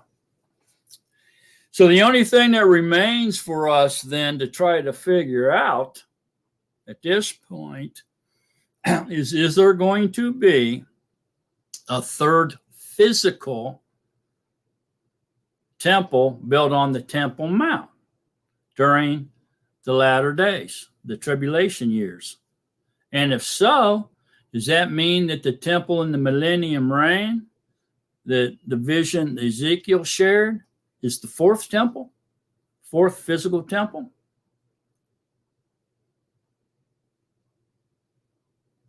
It would have to be. Okay, so let's get a look and see if we can make any sense out of this third physical temple during the tribulation years. Okay, so, and then we'll be done. All right, so we need to go to Revelations 13. So let's take a look at Revelations 13 here and see what's going on. So where's Revelations 13 taking us? Tribulation years. Okay. So Ezekiel took us into Gog and Magog, took us up into Armageddon, right? And then into the millennium reign. So before the second coming, before Armageddon, 3.5 years prior to Armageddon, okay, there's talk of a worldly leader or leaders that will share in earthly reign. And so this would be a political leader and a religious leader sharing in power. So the first beast would be the one world leader, political leader, possibly, maybe. I'm saying maybe now, the Secretary of the United Nations, and the one world religious leader, or the false prophet, if you will, false teacher, would possibly be, maybe now I'm saying, could be that final Pope of the Vatican, the Roman Pope. Okay, so just say that that's what's true. So now it goes up here into Revelations 13, 14, and 15 quickly. It says, and he leads astray. Well, I'll just back up to 12 so it makes more sense, or 13. And he does great signs so that he even makes fire come down from the heaven on the arets before men. So remember, this is 3.5 years before Armageddon. And he leads astray those dwelling on the arets because of those signs which he was able to do before the beast, saying to those dwelling on the arets to make an image to the beast, who was wounded by the sword yet lived. So this could possibly be a cyborg. This could be a robot where they've somehow uploaded somebody's personality and memories and so forth and so on into some computer chips in the cyborg or the robot's brain, so they had their memories and personality and character. They're making huge leaps and bounds in the AI, which I think most of us know that. It could be just a man, okay? But since saying to those dwelling on the earth to make an image, so I don't think it's a man, natural man. I think this to make an image, it would have to be an AI, robot, a cyborg. I don't think it can be something dead, okay? Because if that happens, as if there's a statue that comes to life, wow, that's going to be some mind-numbing stuff, and I just think it's too obvious. And so anyway, who was wounded by the sword yet lived? So this image was somebody, whoever this is, seemed to have died or at least wounded here in this sentence by the sword, and then but yet he lived. He came back. He came to life. He didn't die. He was almost dead, but he survived it. Okay, maybe he was blowed up really bad, and so they replaced his arms with robotic arms and put a chip in his brain, gave him a synthetic leg or something. Who knows? Maybe he's got a synthetic heart. Who knows? Okay, so it seems to be some kind of injury with this guy, and he almost died, but yet he lived. And then it says, and there was given to him a gift to give it was given to him to give a ruach to the image of the beast. So this would mean that he became a being. He became a breathing, live being, a living being. Okay, that the image of the beast, whatever this image is, and they make it. The rest to make an image, so it's like I said, it can't be just a man. They made it. Image of the beast should both speak and cause to be killed as many as would not worship the image of the beast. So wow, the image of the beast could speak and cause to be killed many people, cause them to die, must judge them somehow, or made a law or something for them to all be killed, as would not worship the image of the beast. So somehow they know that the people aren't worshiping this image, this person, this cyborg, whatever it is, this AI unit. And they know they're not doing it by some means. They know they're not worshiping, and so he causes them to get killed. All right. So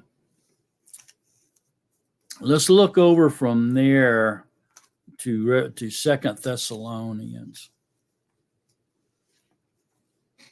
So in 2 Thessalonians 2, 3 and 4, it says, let no one deceive you in any way, because the falling away is to come first, and the man of lawlessness is to be revealed, the son of destruction, who opposes and exalts himself above all that is called Elohim, or that is worshipped, so that he sits as Yahuwah in the temple of Yahuwah, showing himself that he is Yahuwah.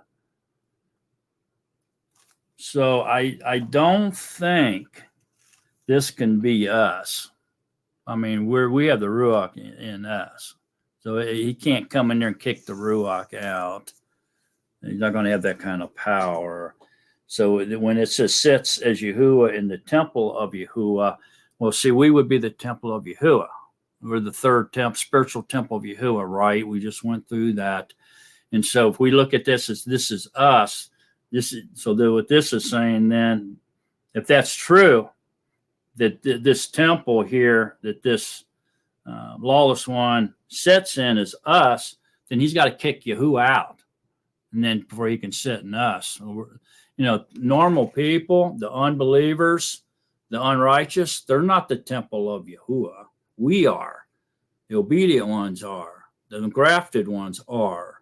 The ones that are in the everlasting covenant are in the temple of Yahuwah. Ones that have died and went through the true pattern of Yahusha, right? And so there's no way this can be referring to us being the third temple, because they'd have to kick Yahuwah out, say, get out of here, I'm taking over your temple. They don't have the power to do that. Nobody has the power to do that. Okay, so we know that's not talking about us, the third spiritual temple. So it can only be talking about, he sits as Yahuwah in the temple of Yahuwah, showing himself that he is Yahuwah. It would mean there would have to be a third physical temple built on the set apart place for him to go sit in the temple and claim to be Yahuwah. Usurper Yahuwah's identity, his power, and everything, and make everybody follow after him. Right? So here it appears, or it's definitely heavily suggests that there's going to be a third physical temple built in the tribulation years, as the this image of a man comes up there and proclaims to be Yahuwah. He was wounded, almost mortally wounded, but came back. So it could be an AI robot. But there's, heavily suggesting the third temple at the tribulation years. All right. Is this the false prophet? Could this be the Pope that almost got killed or something, and he came back? It could be that the image of the man up there, because everybody that doesn't worship the beast or take his mark or his name to be killed. And the beast is the one beast in the beginning of Revelations 13 is the system of the beast, the huge quantum computer in the sky, if you will, right? The eye in the sky, whatever they call it. And controlling everybody, controlling everything, right? And getting more and more and more powerful as the days go on.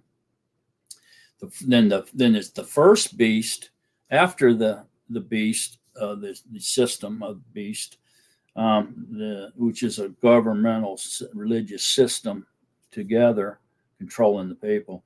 The first beast is definitely the anti-Messiah, which could be a man possessed by Satan. Okay, and then the second beast that gives homage to the first beast is the false prophet. So the false prophet could be the one that's wounded, comes back to life, and then is made an image of the man through AI, robotics, cyborg type deal. Could be what's going on there, but heavily suggesting that there's going to be a third physical temple built in the set apart place in the tribulation years. How else could he walk into the temple of Yahuwah and sit down in the temple of Yahuwah on the Holy of Holies and proclaim to be Yahuwah? It has to be there. That can't be totally metaphoric or symbolic. I can't see it, man. There's more to that. So to me now, if we summarize all this, the conclusion here is that there was a first physical temple built and destroyed, a second physical temple built and destroyed. There's going to be a third physical temple built and possibly destroyed. And then in the millennium reign, there's going to be a fourth temple built. And I know we're not used to hearing the fourth, but it lack of any other words. Just to say there's going to be another temple built in the millennium reign, which Yahusha will live in with his bride and reign the Eretz for 1,000 years, while the prince, the priests, and the people come and pay homage to him and worship him in his temple in the millennium reign. And there is one spiritual temple, which most people are used to it being called the third temple. It's a spiritual temple, which is us, which I don't believe they could come in and throw Yahuwah out and take us over. I don't see that theology as being correct or even common sense. It doesn't even apply common sense to me. So I'll trash can that one myself. So there it is. I hope that's a good explanation to y'all about all these temples and everything and what's going on with them and what Ezekiel's all about. Yahusha is not up in the Shemayim sacrificing flesh and blood animals on an altar every day up there. That is not what that's talking about. He's not even doing that in the millennium reign. He's sitting on his throne, and the prince and the priests and the people are doing all that. Are they going to be doing it? Yeah, we just read they're going to be doing it. In more than one place. It's when they bring their slaughterings and their offerings, during tabernacle. So yeah, there's going to be something going down on the millennium reign. And it's exactly what we just read. Okay. So what we don't want to do, we don't get all that mixed up and confused and tangled up to where we're tripping all over ourselves, trying to figure out what's going on. I think if we read it slowly, precisely, and calmly, take our time reading it, that we can come up with a fairly decent opinion of what's going on, what's all this means. And I think we achieved that this evening together here on this study. So let's wrap it up by reading 21, chapter 21 in Revelations. We'll wrap her up. All righty. So if y'all want to go to Revelations 21. And I saw a renewed heaven and a renewed eretz, for the former heaven and the former eretz had passed away. And the sea is no more. No more oceans, man. No more sea.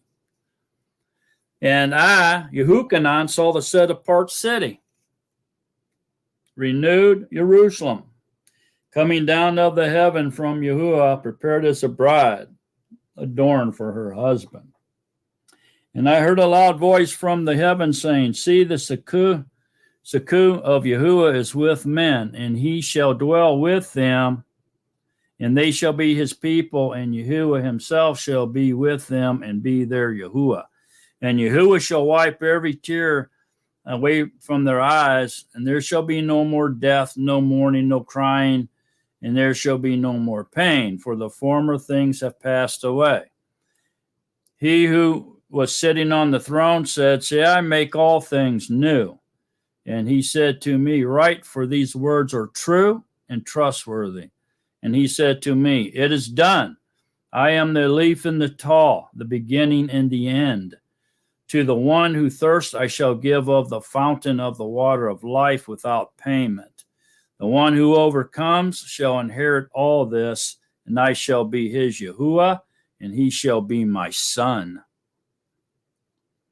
But as for the cowardly and untrustworthy and abominable and murderers, and those who whore and drug sorcerers and idolaters and all the false, their part is in the lake which burns with fire and sulfur, which is the second death. So there's not going to be a hell. There's a second death. Second death implies permanent annihilation, no existence. You're dead, you know nothing, right? And one of the seven messengers who held the seven bowls filled with the seven last plagues came to me and spoke with me, saying, come, I shall show you the bride, the Lamb's Asha. And he carried me away in the Ruach to a great and high mountain, and showed me the great city, the Kadesh Jerusalem, descending out of the heaven from Yahuwah, having the esteem of Yahuwah, and her light was like a most precious stone, like a jasper stone, clear as crystal. And having a great and high wall, having 12 gates, at the gates 12 messengers, and the names written on them, which are the 12 tribes of the children of Israel, 3 gates on the east, 3 gates on the north, 3 gates on the south, and 3 gates on the west.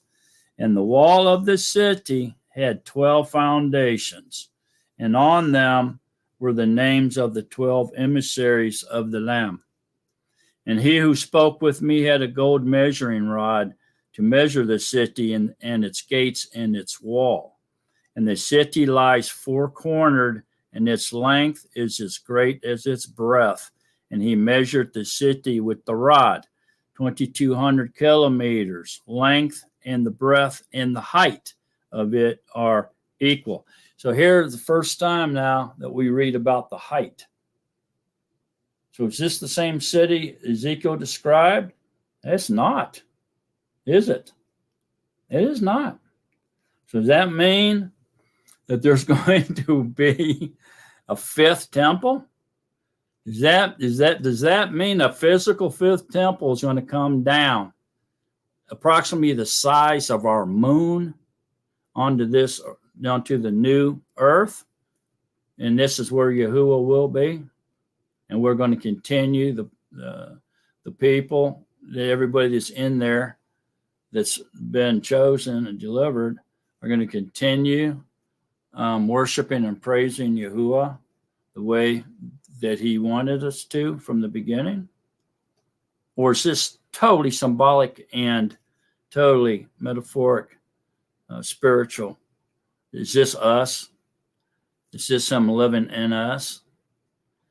He says after millennium reign, he's going to make everything new, a new city and everything. So is that 4th temple, if you will, in the millennium reign going to be destroyed with the rest of the earth in Shemayim? And this is going to be the new city on the new earth with the new Shemayim? No sea, no sun, no moon? Yeah, let's continue reading and find out.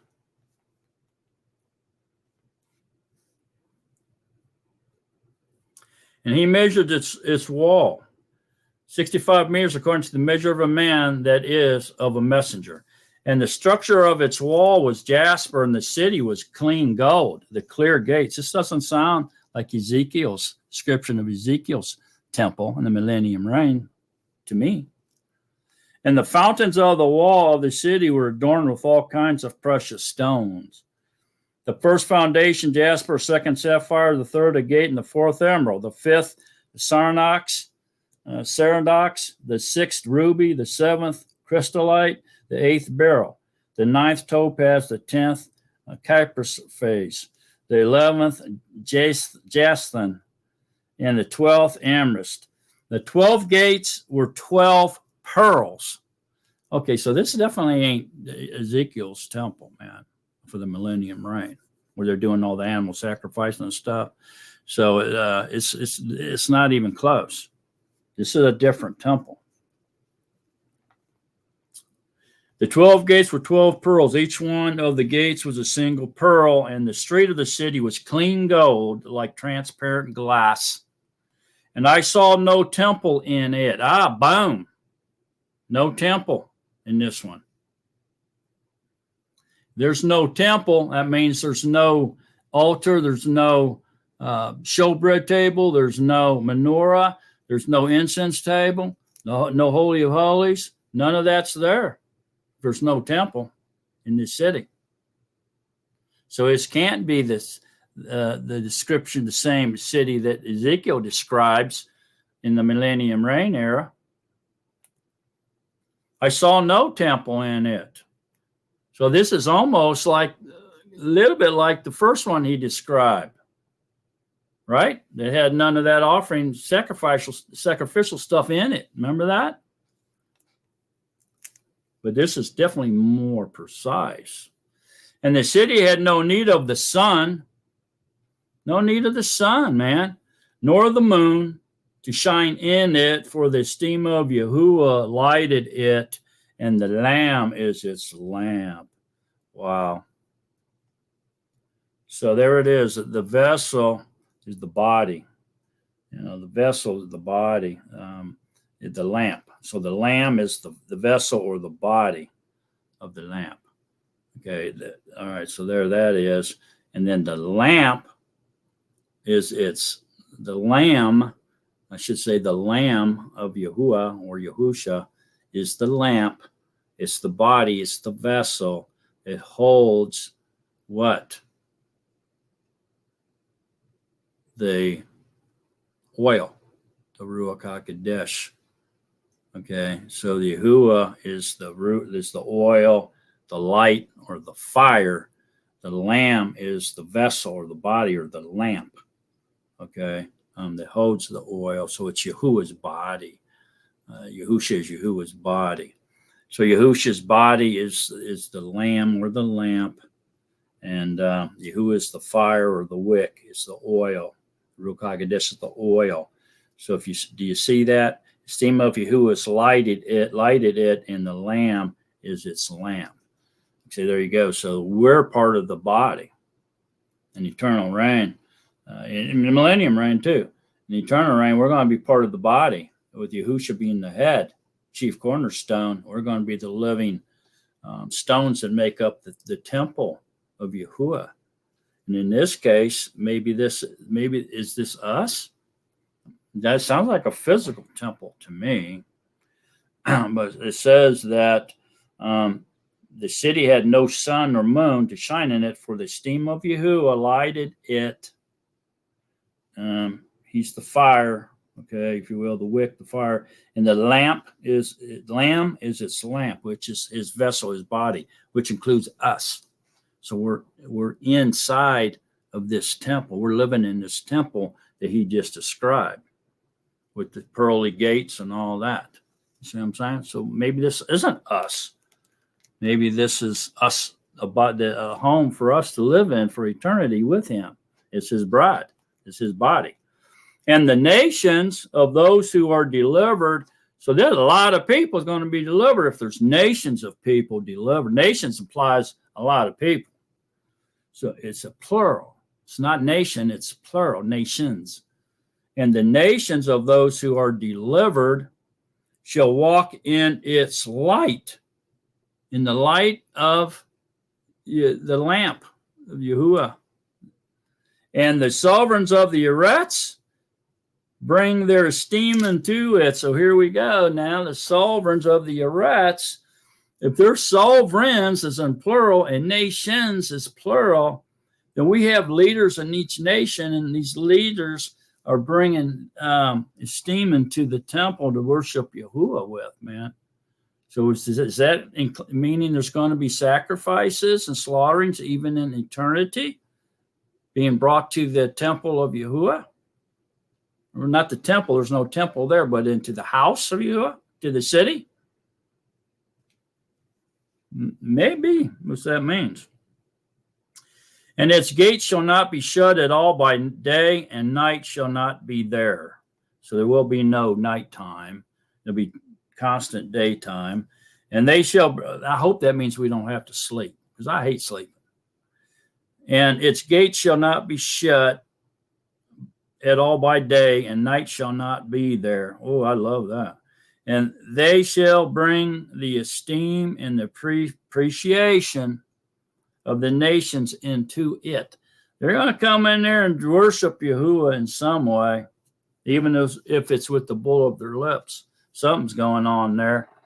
But it says there's no temple, so there ain't going to be no slaughterings and stuff going on if there's no furniture, and tools to do the slaughterings. There has to be a temple, and there is none. So I would say that's out. And there shall be by no means enter into it whatever is unclean, neither anyone doing abomination and falsehood, but only those who are written in the Lamb's scroll of life. Well, the reason why there's not going to be anything unclean or abominable or falsehood, because it's all going to be gone. That's not going to exist in eternity. So that's why it's not going to be there. It's not like it's going to be there, but it can't get in. It's not going to be there. So this, to me, then, has to be after the millennium reign. Has to be. Has to be. And here up in Revelations 22:2 rings a bell, doesn't it? In the middle of its street and on either side of the river was the tree of life, which bore 12 fruits, each tree yielding its fruit each month. And the leaves of the tree were for the healing of the nations.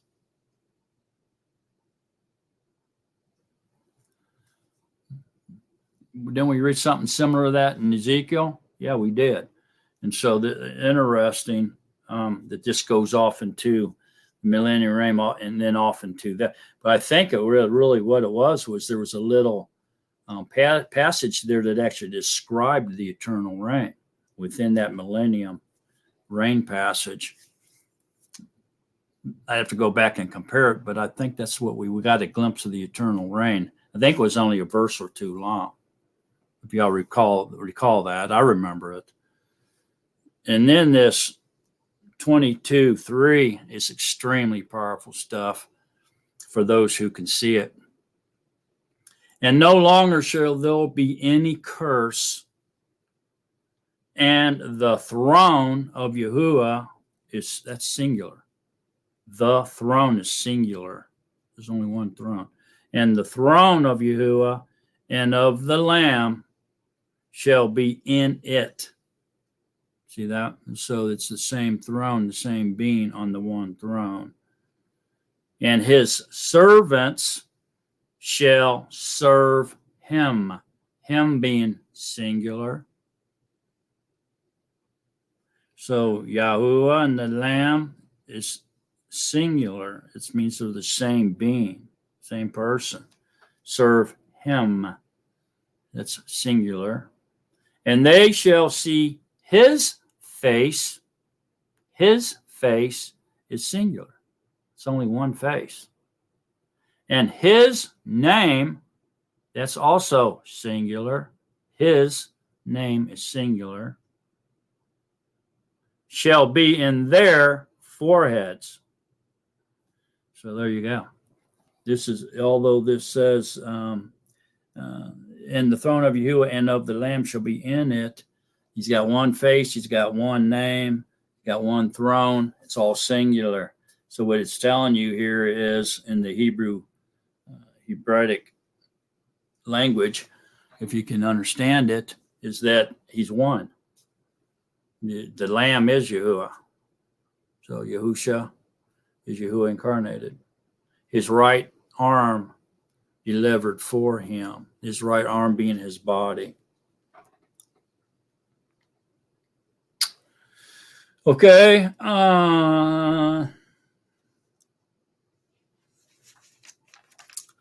And of course, let's just finish up here with Revelations 22:13 to the end. I am the leaf and the tall, the beginning and the end, the first and the last. Blessed are those doing his commands, so that the authority shall be theirs to the tree of life and to enter through the gates into the city.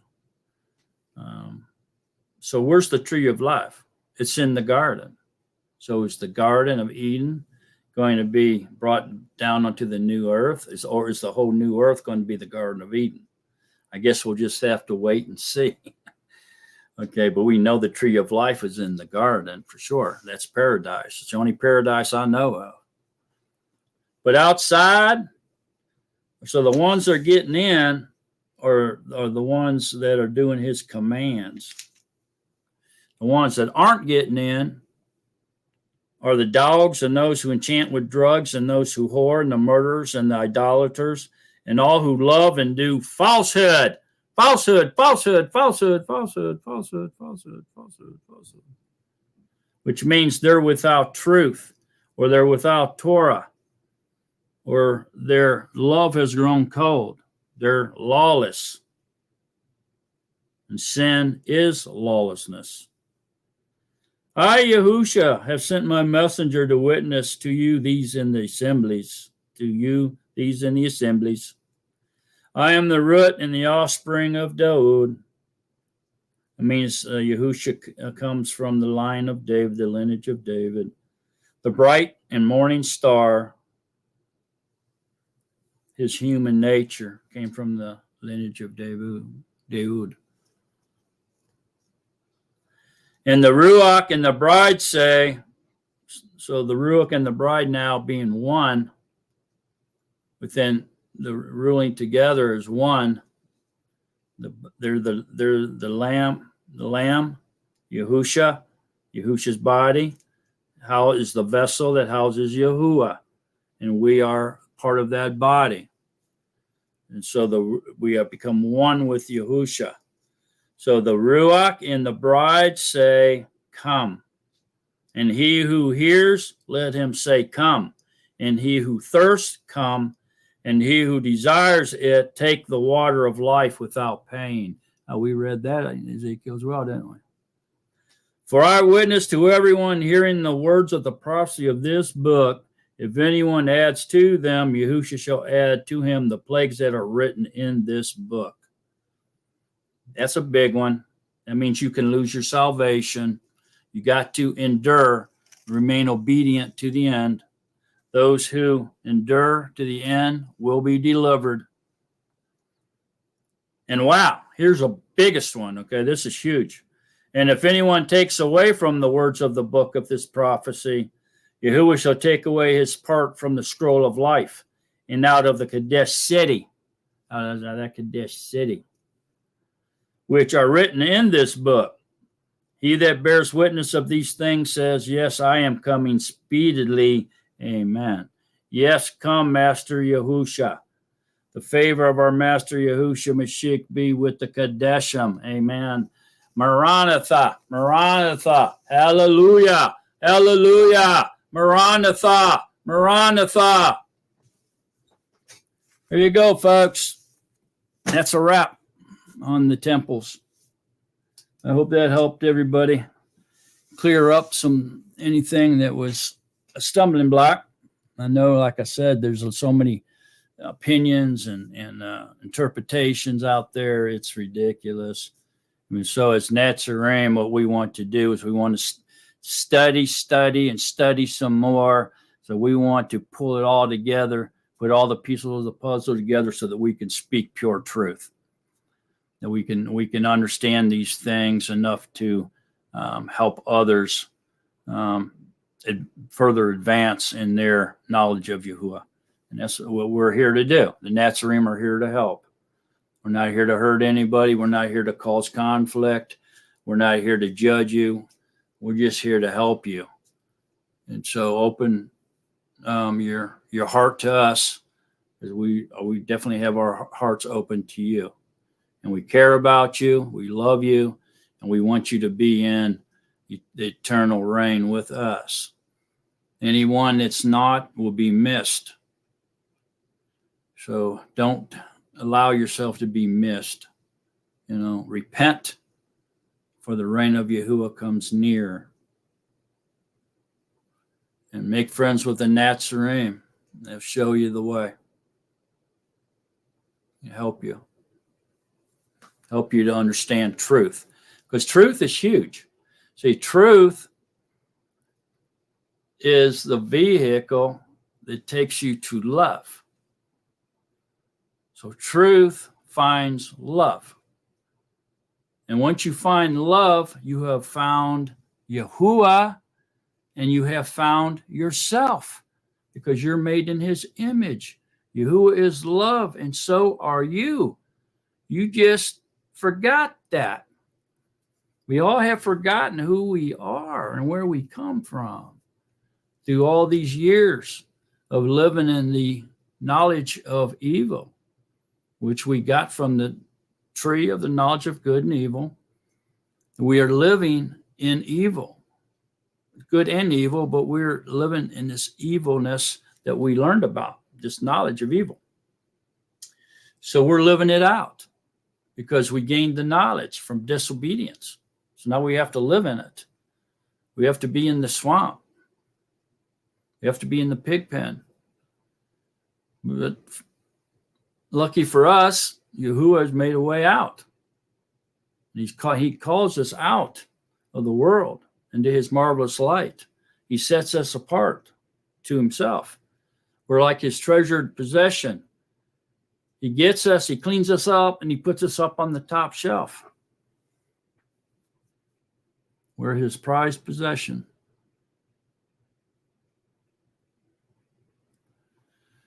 All right. So the Ruach and the bride say, come. Come and drink from the living waters. Eat the manna from heaven without pain. The door's wide open. All you have to do is knock, and it'll be opened if it's not open to you yet. Just knock. Ask for it. He'll open the door gladly. Yahuwah wishes that no one perishes. He wants everyone to come to repentance. He doesn't take delight in the death of a righteous one, and he doesn't take delight in the annihilation of any of his creations, his creatures. He loves everyone the same. There's no partiality with Yahuwah. If you think you're a sinner, if you don't think you're good enough to be chosen by Yahuwah or to live, given eternity, you're wrong. There's nothing you've done that Yahuwah can't bring you out of or forgive you for.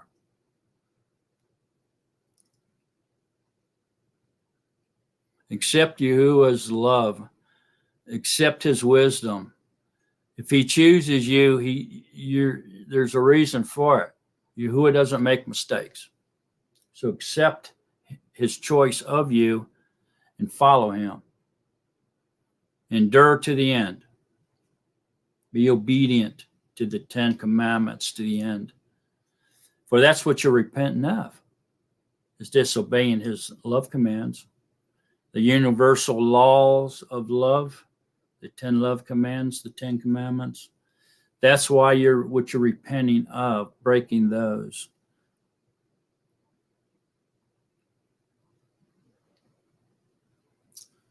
So once you repent from them and you're sorry and you have remorse and you went through the true pattern of Yahusha and you've been grafted, joined the everlasting covenant, you have to endure. You have to continue to be obedient to the end. You can't go back to your old lifestyle. You can't go back to being disobedient because that's just like a dog returning to his vomit or a washed pig returning to the mud hole. Get dirty again, man. Become unclean again. And there remains no second sacrifice for you. Yahuwah's sacrifice is a one-time permanent deal. So we repent from being lawless. Sin is lawlessness. So we repent from being a lawless creature, and then we stay obedient. We don't go back into being lawless anymore. You know, the counsels of the uninformed, or the counsels of darkness, if you will. They like to teach you that all you have to do is believe in his existence, and then you can continue to live a lawless lifestyle. And that's not true. That's not true at all. Then they tell you, don't matter what you do, what your works are. It doesn't matter what you say. It doesn't matter what name you call him by.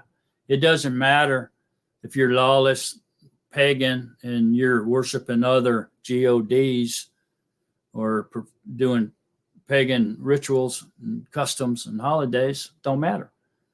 Okay? Once saved, always saved. But that's not true. It's what you're repenting from, doing all those things. And then you're required to do them no more. Go, sin no more. So all these things they're telling you is not true at all. It's impossible. It's an oxymoron. You cannot remain lawless, okay, and not be and say that you're not a criminal, that you've been delivered. You just can't do it.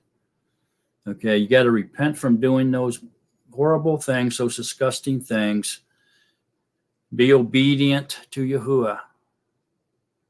Okay, and quit doing all those old customs, lifestyles, habits, and things that you were doing, and just live righteously. Obey Yahuwah's laws, his commands. That's all. That's all you got to do. It becomes very easy once he indwells you. You got to get the Ruach HaKodesh, and you become his temple, the spiritual third temple. Then it becomes easy because he won't allow you to sin no more. He won't allow it. Matter of fact, he guarantees it by sealing you. He seals your inner being with his Ruach HaKodesh, which means it's impossible for you to sin at that point. He's got your back, man. Your flesh may weaken. Your flesh may win battles. Your flesh may sin, but that's not you doing it. That's the dead man walking doing it. The inner man is not doing those. He's set apart from the flesh now. He's a spiritual child, a son of light. And Yahuwah says, you know what? I'm not going to allow the flesh to contaminate you anymore. He sends his Ruach in there and seals your inner being up to totally sealed, airtight, watertight. And sin can't penetrate Yahuwah, the Ruach HaKodesh, so it can't get to your inner being, so you remain clean until the day of redemption when you receive your immortal body from your Creator, your Maker, your husband. All right, folks. Thank you for coming. Much appreciated having you here studying with me out of the Word of Yahuwah. I don't think there's anywhere else in this world I'd rather be than right here, right now, with the beloved of Yahuwah, the Nazarene. So thank you very much for being here with me. And it's an honor to study with you and be in your presence. And remember to stay in love with Yahushua HaMashiach. So long, beloved of Yahuwah. So long, Nazarene. See all of you next week. Peace, joy, and love to everyone.